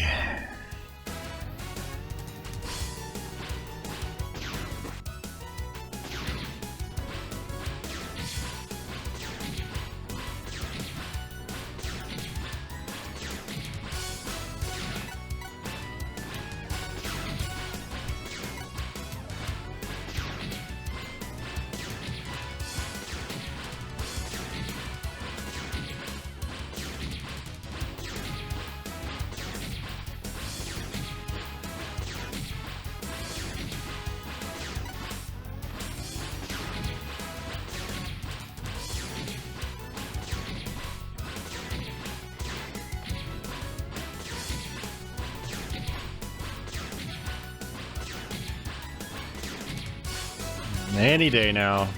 Any day now. Come on. Almost there.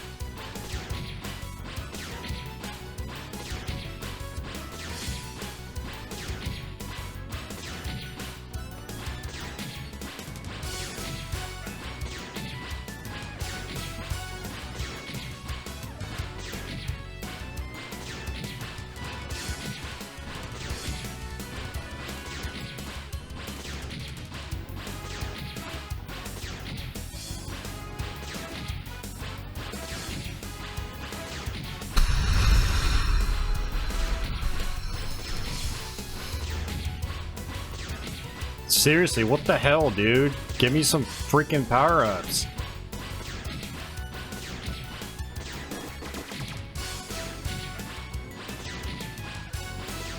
It's like now it's not dropping any health.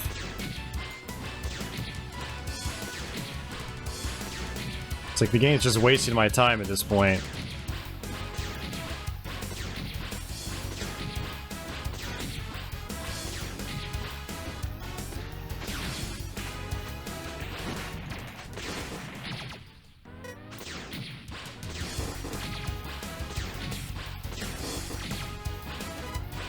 There we go. That's it.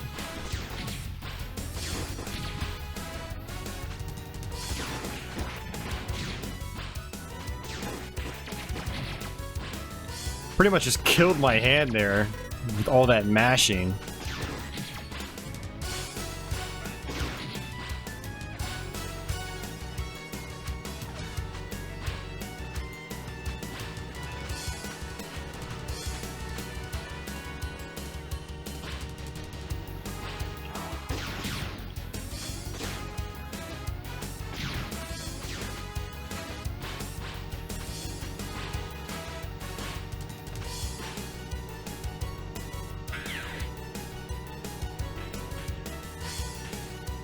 Hey, Algo, how's it going?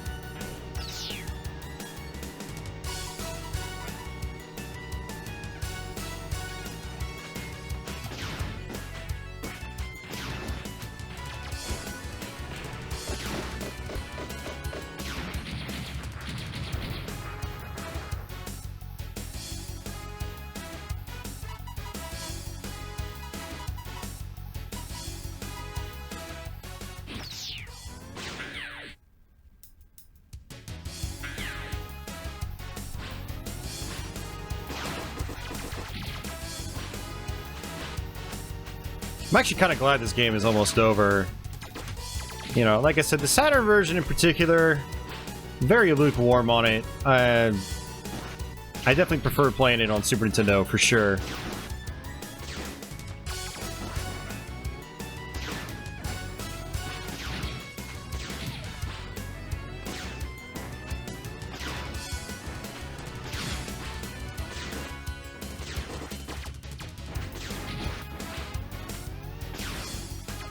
Supposedly on this part, we gotta have full health.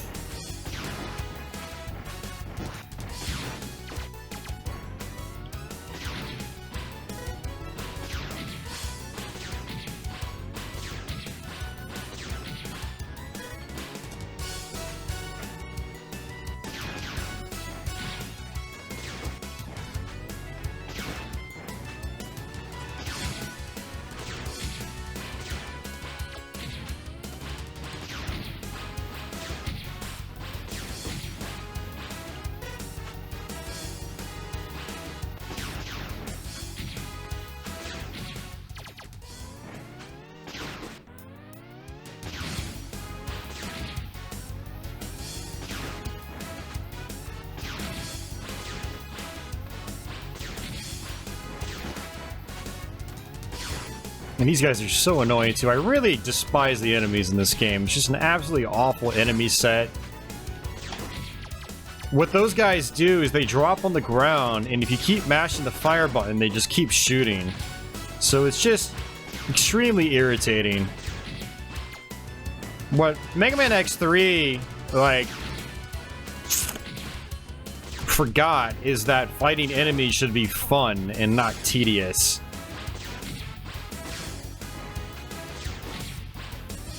There we go. And it's one of the main reasons I was never able to really get into the game. And you know, I've warmed up to it, especially on Super Nintendo, but you know, when you have to sit there and grind for health, not only is the grind tedious, but fighting the enemies is tedious too. They're just not any fun. Grinding can be fun in some of these other Mega Man games, because fighting the enemies is fun, but fighting the enemies in this game is anything but fun for the most part. Kevin, I'm using just the Saturn Model 2 controller.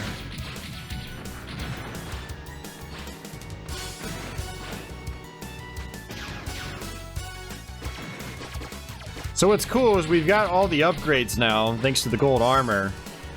And one of the upgrades is an instant charge ability. Kind of like that.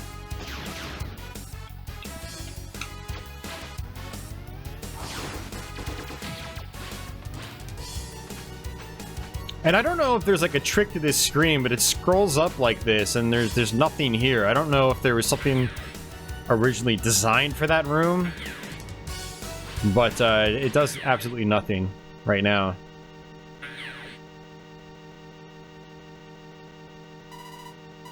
No, Carlos. I meant no pink capsules on the main Maverick stages. If you get any of those, you can't get the gold armor, from what I understand.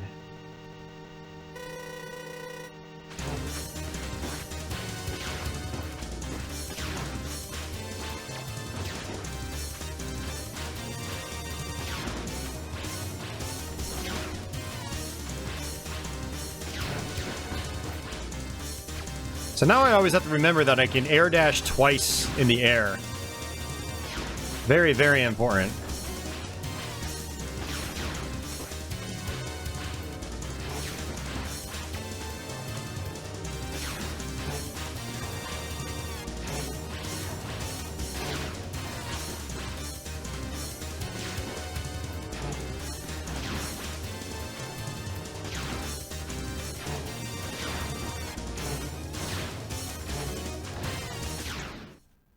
That was actually a really good fight.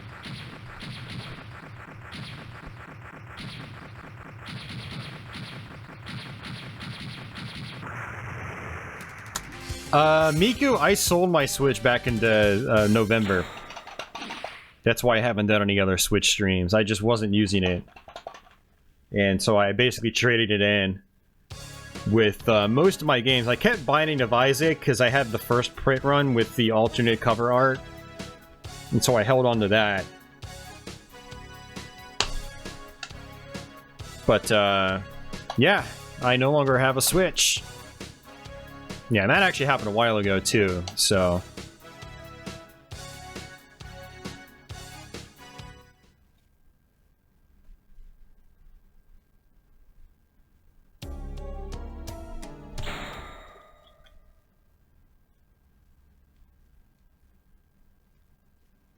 Yeah, Blizzard Buffalo Master, I'm more of a Buster-only kind of guy when it comes to Mega Man. Unless I have a really, really hard time with a certain boss, I'll just use my Buster.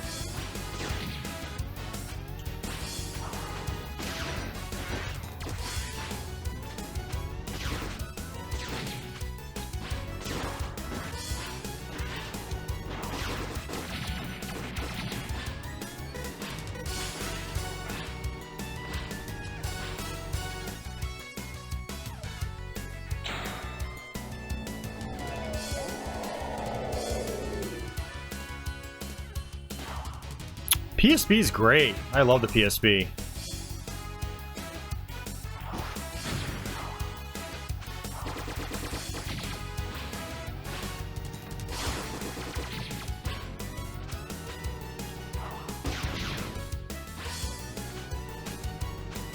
Mega Man and Bass. Yeah, that's actually one I've... or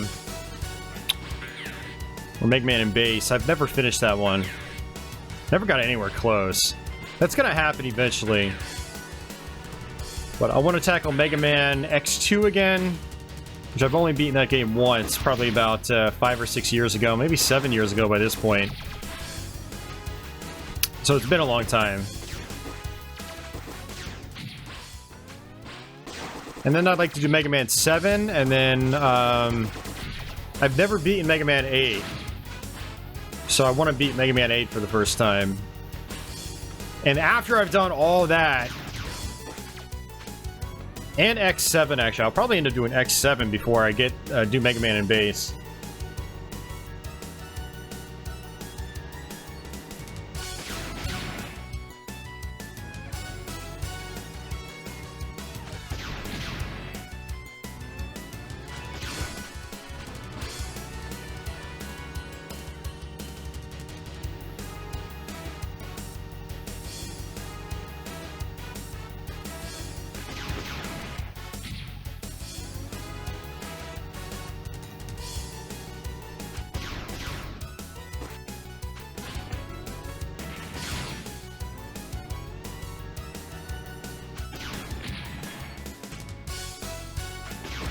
Yeah, we'll see, Miku. I mean, I've beaten Mega Man X6, so...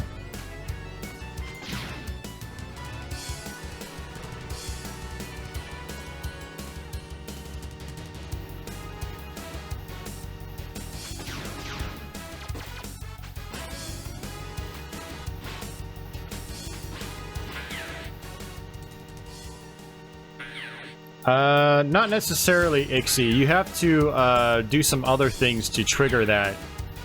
It's not as simple as just changing to 0. So speaking of which, guys, you can, if you press R, you'll switch over to here. Normally 0 is there, and you can switch over to him. But it's not going to let me because I'm in a, what's supposed to be normally like a boss room. 2D and 3D Zelda? I don't really... Well, 3D Zelda, just... I have to default to Breath of the Wild because it's the only one I ever finished. I never really got into the 3D Zeldas except for that one. 2D Zeldas... I mean, I'd have to say Zelda 1 and Zelda 2. I should say Link to the Past, but honestly, I haven't finished that game since the 90s. Whereas the first two on NES, I've gone back to a lot of times over the years.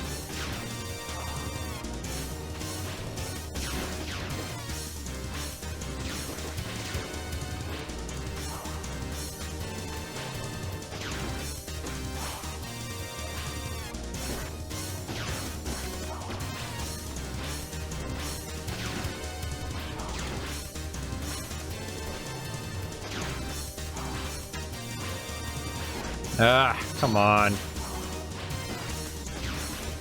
Not even hard.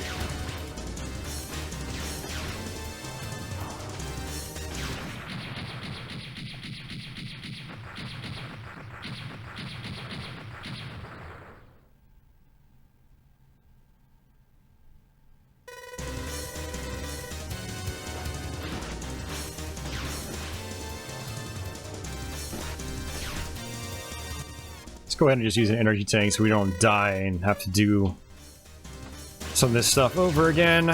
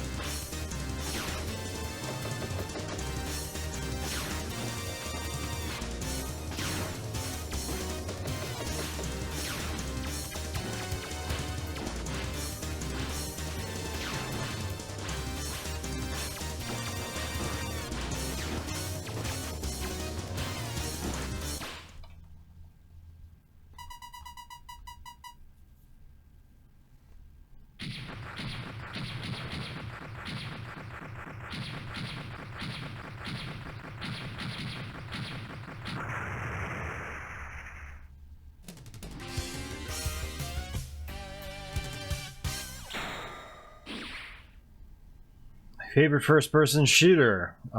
Doom.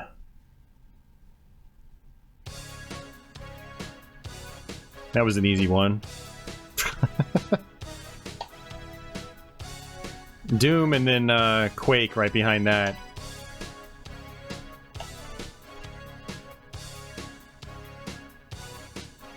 And then Painkiller behind that.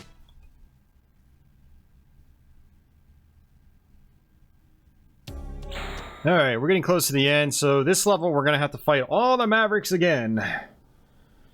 Yeehaw.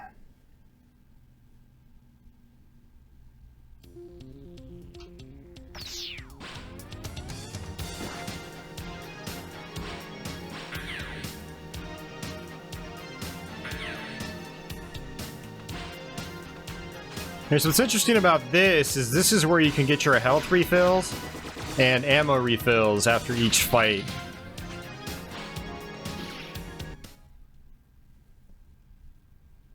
What else were you expecting? What about Heretic? I like Heretic. It's not my favorite.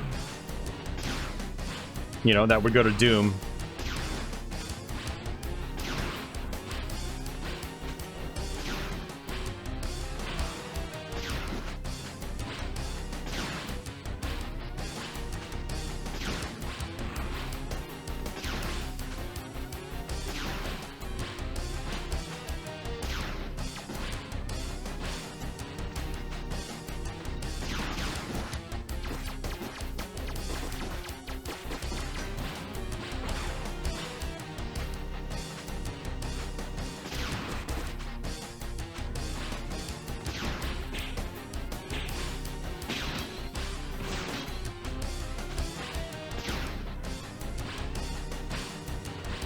Oops.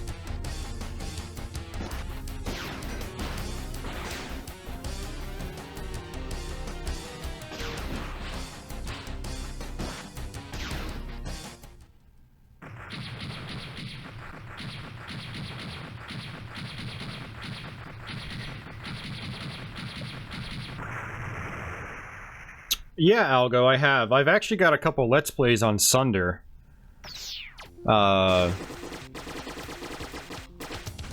Yeah, Sunder's probably my favorite. I'm still trying to get through Sunlust for the first time. And I played, like, Ancient Aliens, and Valiant. I played about half of Valiant. I still need to play the Castlevania Megawad. I downloaded that a few months ago, but never got around to it. Maybe I'll save that for October and we'll do a live stream of that.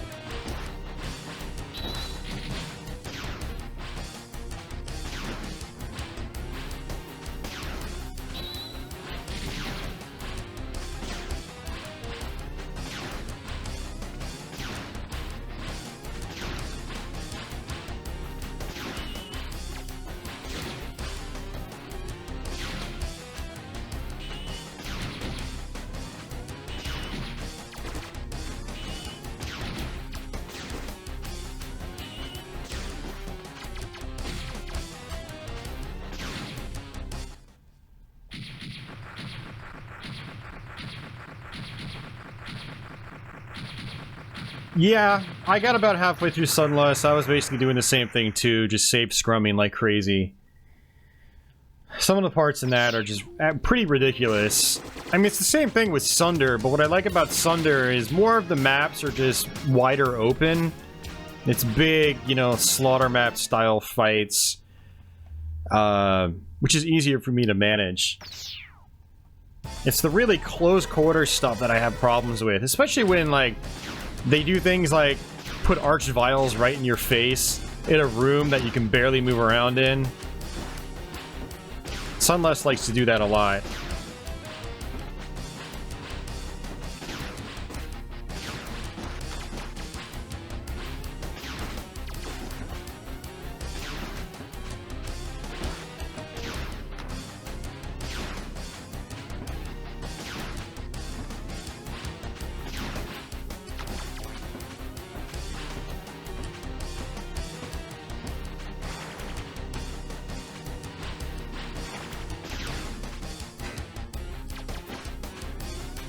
It's easy, Ixie. I jump and shoot. Jump and shoot.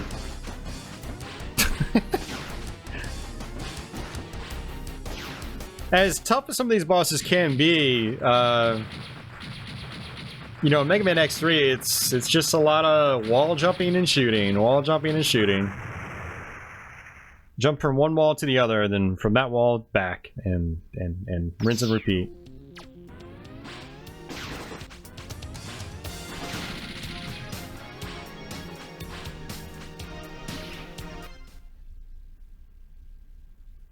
Mega Man 7, the freeze boss. Yeah, I've done that.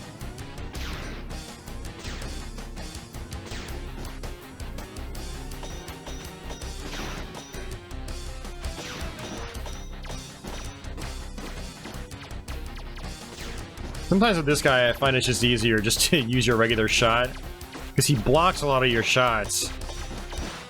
I can just chip him away like this. Oops. Why do I keep getting hit by that? I keep jumping right into it. See, I did it again. Ugh. Notice how I'm spacing out my shots, though? That way I can just keep the damage going, like, right as his invincibility frames wear out. Just basically tapering the shots. You almost beat X4. X4 is a great game. That final Sigma fight can be pretty tough, though. It's a pretty steep difficulty spike right there at the very end on X4. But it's worth it.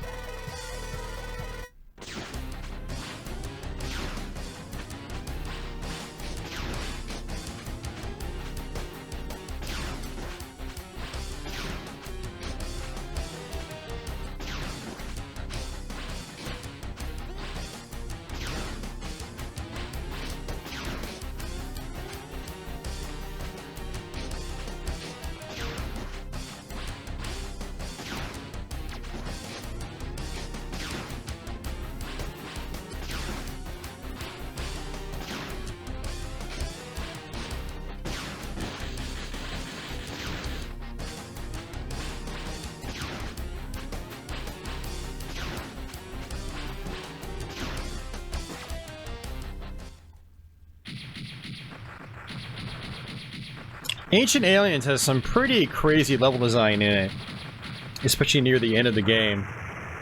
It's tough. I mean, my favorite Doom fan Megawad, like I said, it's Sunder. That's the one I go back and I play the most on Twitch. It's the one I had the most experience with.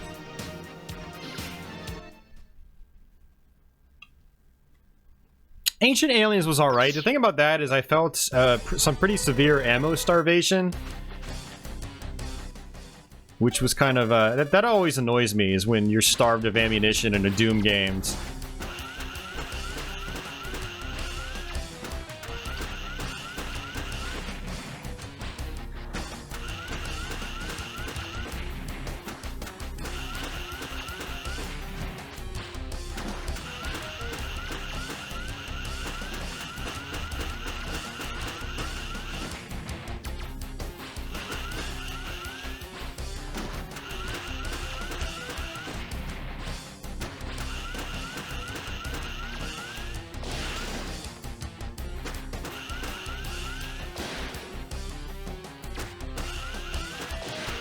Hey, thanks, Algo. I appreciate it, man.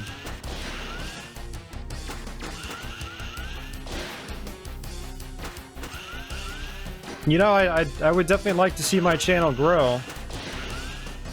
So, I'd definitely like to see it grow. I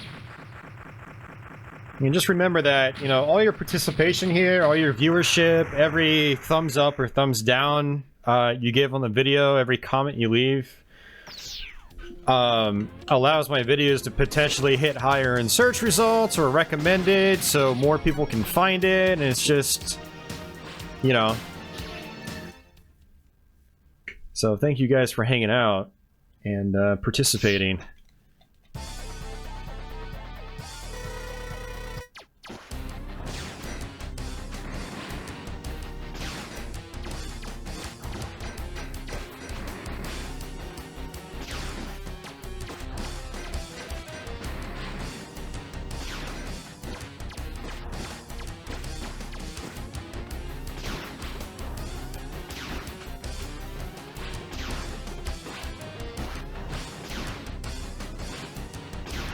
But yeah, Algo, I don't know if you've played Sunder, but it's basically what inspired Sunlust.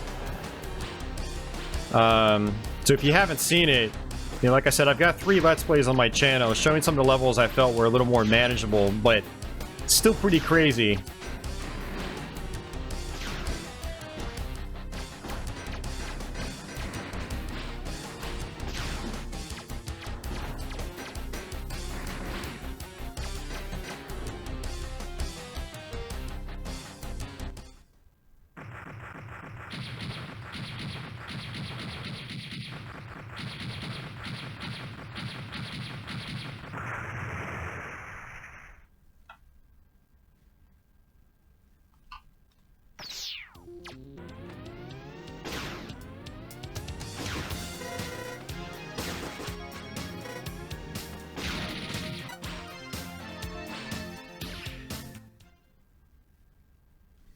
Well, I mean, like, in the retro community, even the biggest, like, retro YouTube channels, unless we're talking, like, you know, Cinemassacre or something, the chats are still pretty manageable. Like, I watched My Life in Gaming streams, and you can have perfectly good conversations there, even though they have, like, 4 times the viewership.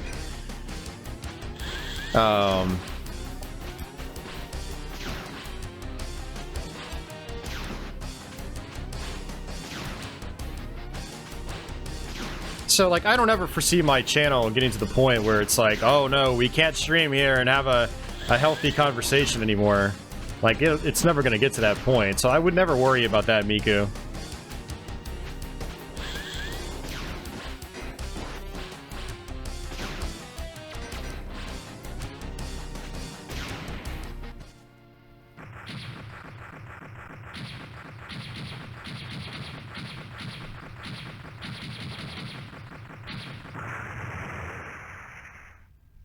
But yeah, one thing that you can do as well is you can make the chat like subscriber only or sponsorship only. So sponsorship is when people basically pay like a fee each month to support the channel, and they get some perks like having custom emotes in the chat.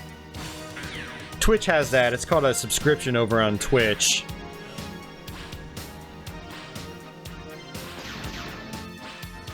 But I'll never do, like, subscription only, or I should say sponsorship only chat, because, you know, I'm not a very large channel. So it just wouldn't make any sense to enable that option. I would just be alienating, like, 99.9% of, you know, the people that do tune in.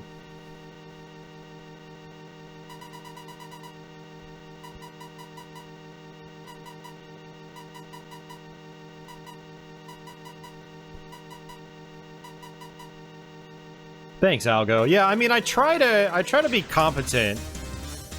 I don't know if I'm actually quote-unquote good, but I try to be competent. So this guy's got a gimmick that's kind of annoying. And if you hit him when that green shield is in effect, he'll regenerate his health.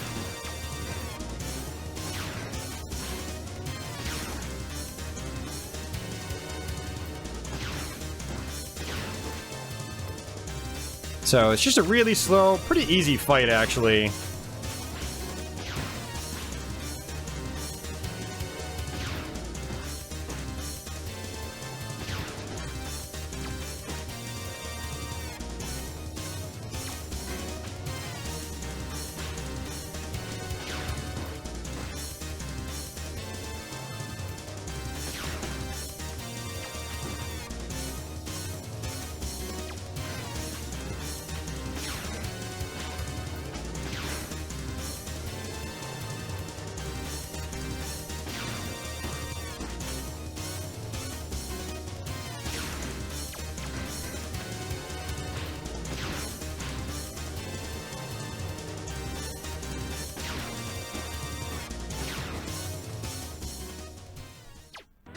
The music loops in this game are so short, too.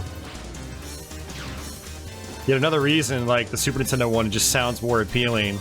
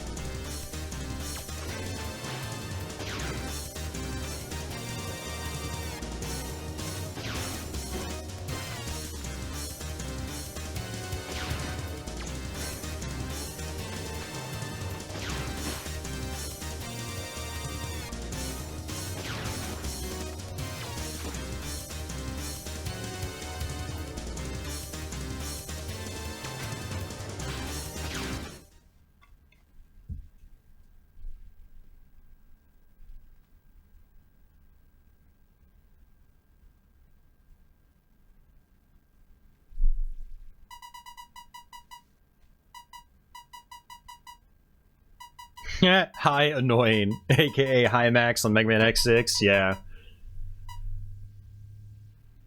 Yeah, High Max is definitely a pain on that final fight on X6.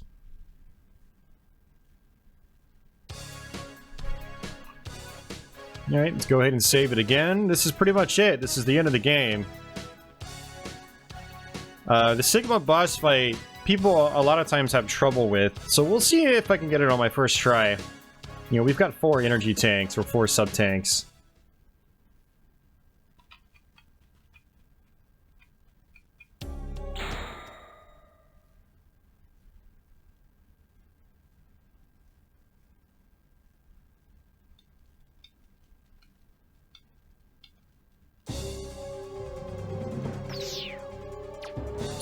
Yeah, Algo, I mean, especially when it comes to, like, electronic music, I definitely prefer the sounds of the 90s and early 2000s. You know, in the 90s in particular, everything just sounded a lot more warm. Much more warm. And it makes sense, because a lot of, like, the samples back then were, you know, using analog drum machines and...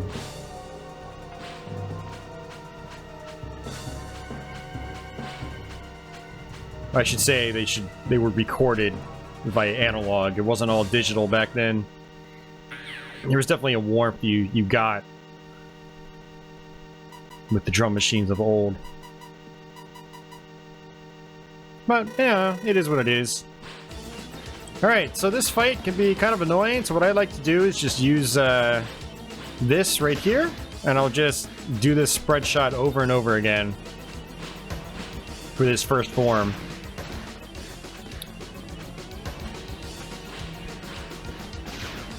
I think it's easier than using the actual weakness, because his shield will block any attacks you do.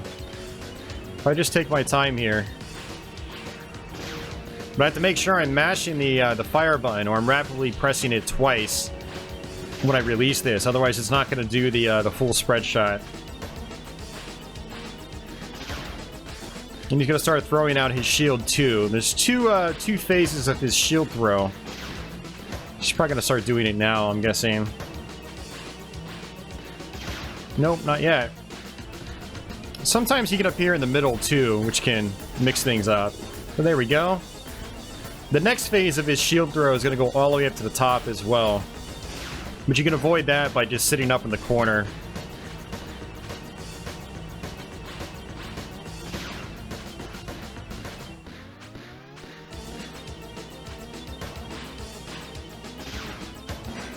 See, just like that.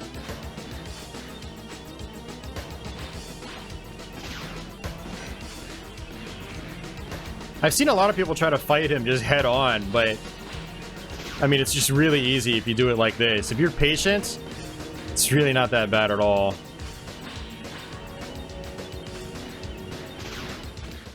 And that's that. Alright, so second form, you have to hit him in the head. But the hitbox and collision detection is really weird. You've got to actually hit him above the head, which doesn't really make a whole lot of sense. So we're going to be aiming for basically the very top of his mech form.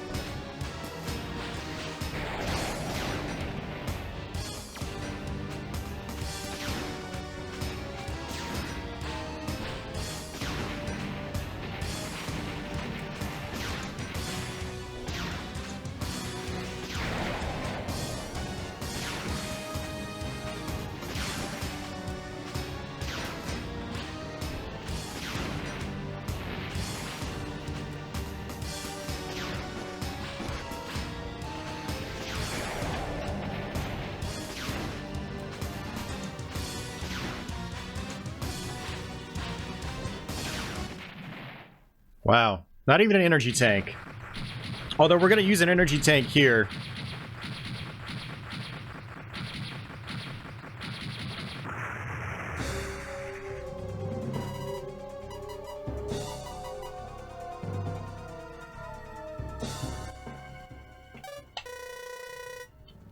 So this is actually probably the worst part of this. Is you have to go up, and there's fire chasing you.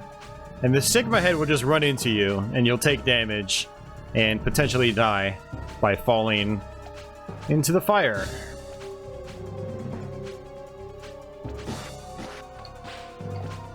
It's such a pain.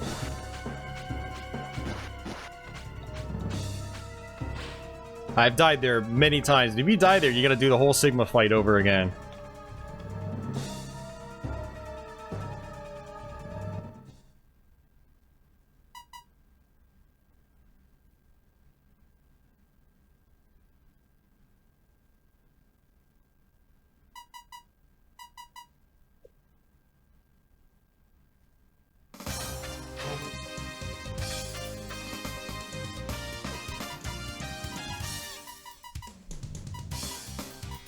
So that actually took us less time than I anticipated. I thought it was going to take us like 3.5 hours, but that was 2.5. That was, you know, pretty solid. Not as good as it could have been. Hey, Shining Philistine. Thank you, sir. Good job beating X3. Have a fiver.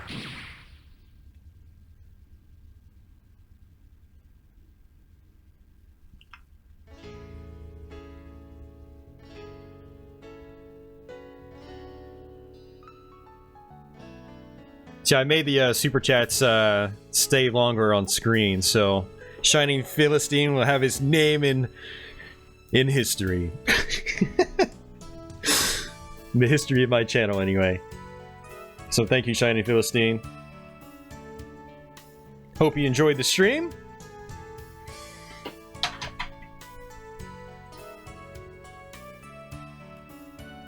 So the ending's actually kind of lazy too. They took the ending from the Super Nintendo one, recorded it, played it back as a video, and overlaid some you know, some extra images and things like that. You'll see what I mean once we get to it.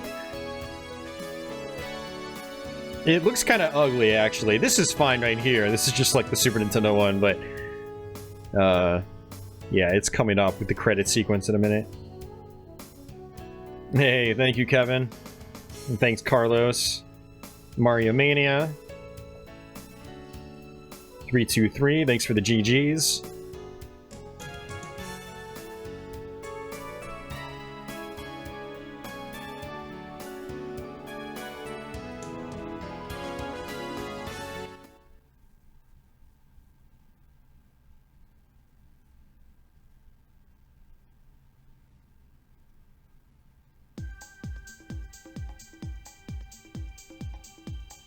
It's so grainy.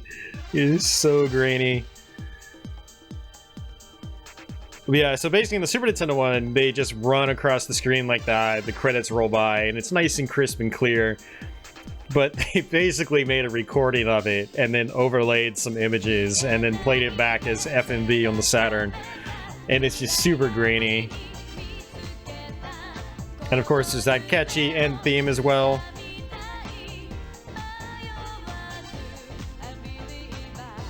Hey, Pen Mike, how you doing, man? Thanks for the GG. Thanks, BV. I hope you enjoyed it.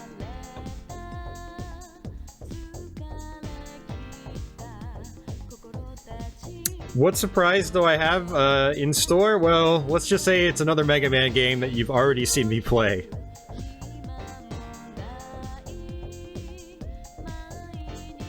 And then after that, I've got a racing game. Again, but it's futuristic racing. I won't spoil what that is, but I think that's a really good Let's Play. I think you guys are going to enjoy that one, as long as you have the time to watch it.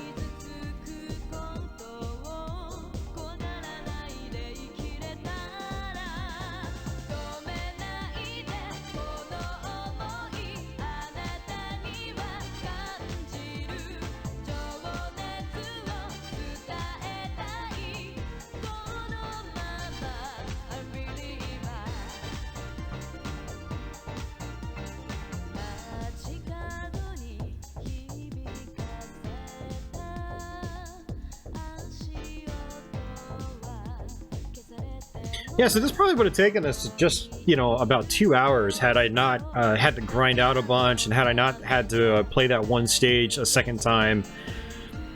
And had I not died a few times as well. But yeah, I'm still pretty satisfied with that. It took us less time than X5 or X6. Leo, I bet you are wrong, actually. And I actually probably won't Let's Play the Wipeout games because I'll get copyright claims on them because of the music. I actually got a copyright claim on my Nintendo 64 stream because of Wipeout 64. You know, because that game still uses licensed electronic music, even on the N64 version. And I got a copyright claim for one of the tunes just recently, too. Like, it just triggered. And actually, I need to check that. I'm pretty sure that copyright claim cleared, because I did the song removal tool.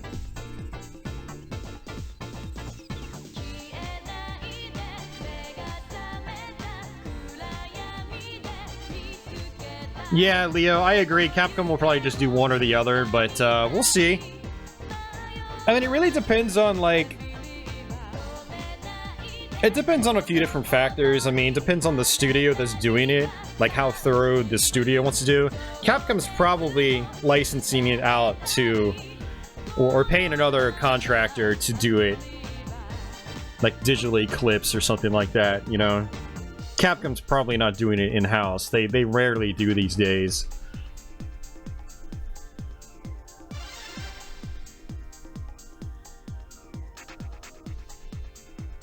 But yeah, I mean, I would like to see both versions included. I definitely prefer playing the Super Nintendo one. I mean, we might even do the Super Nintendo one on stream sometime. I thought about a dedicated Let's Play as well. But, I don't know. We'll see. Sorry, Miku, you're wrong too. No F-Zero GX. We already did a live stream on that last year, so you'll never see a Let's Play of that. Because we've already done the live stream. If I've done a live stream on some of these games, I probably won't do a Let's Play. Unless it's a short game and, you know, not too much trouble for me to go through. F-Zero GX is just a really tough game. So I'll never do a Let's Play on that. F-Zero X, on the other hand, you know, I've done the Let's Play on that.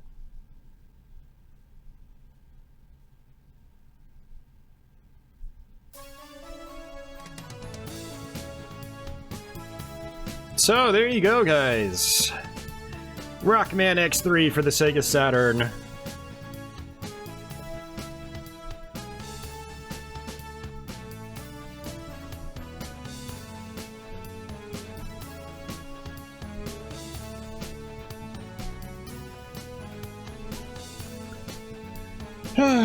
So that's pretty much going to do it for us on this stream. If you guys have any last minute questions or comments, I can hang out for a few minutes.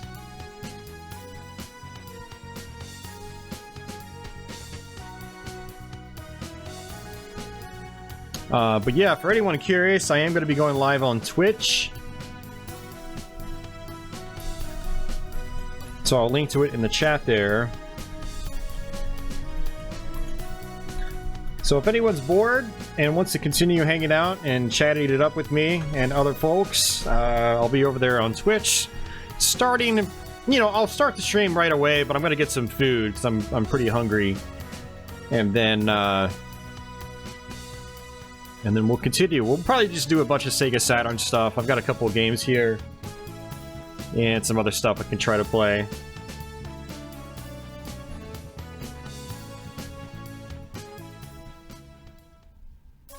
Yeah, we'll see. Mega Man X2, I have to fire that up. I did get Rockman X2 on Super Famicom, so I'm gonna try to fire that up sometime soon and get familiar with it. No, sorry, Algo. We're not playing Doom. I like to try to keep my streams focused. So if I say I'm playing Rockman X3, that's all I'm gonna play.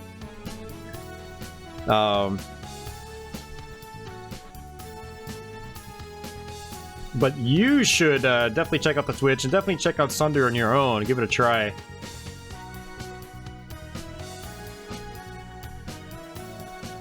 And it's Sunder, just S-U-N-D-E-R. No T, no E.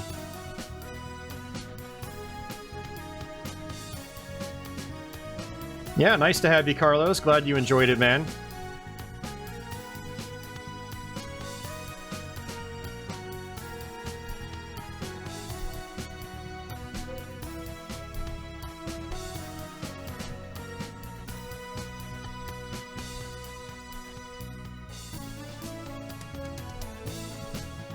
Hey, see ya, Shiny Philistine. Take care, man. Sleep well. Thanks again for the super chat. I appreciate it.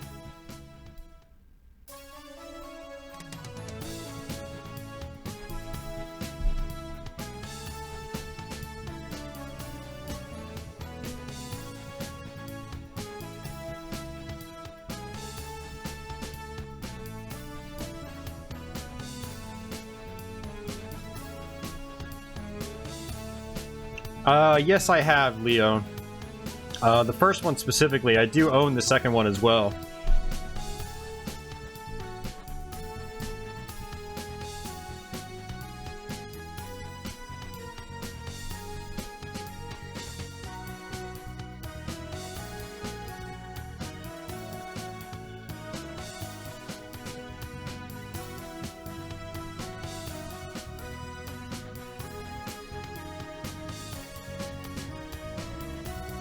Is the X collection a better way to play this? It's a cheaper way to play it. I don't know if it's better. I feel like it's not quite as responsive. And you don't have the RGB coming out from the Saturn. But it's most certainly a cheaper way to play it. It's not a bad way at all. But I actually own the Saturn version, and so I get to play it on the original hardware. How it was intended.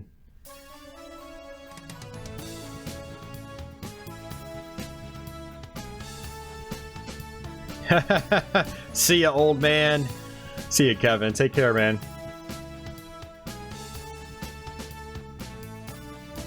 Yeah, see ya, Super Blizzard. Buffalo Master.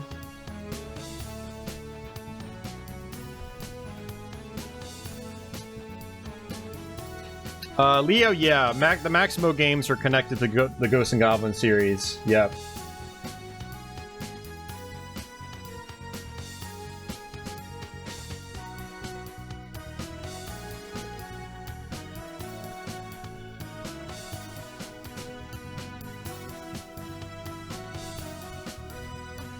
Play Rockman X3. I did that last weekend, actually, on Twitch.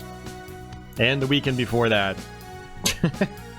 And the weekend before that, actually. I played a lot of Rockman X3, so...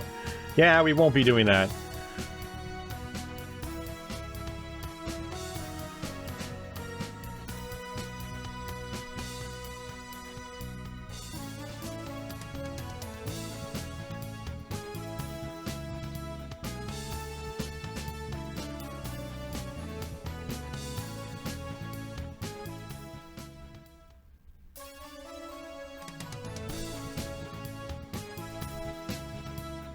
So, alrighty guys, that's pretty much it. I don't really see any other questions. X5 is not on Saturn, no. Just X3 and X4. So we're gonna go ahead and thank the Patreon backers once again for their continued support. Thank you guys as always.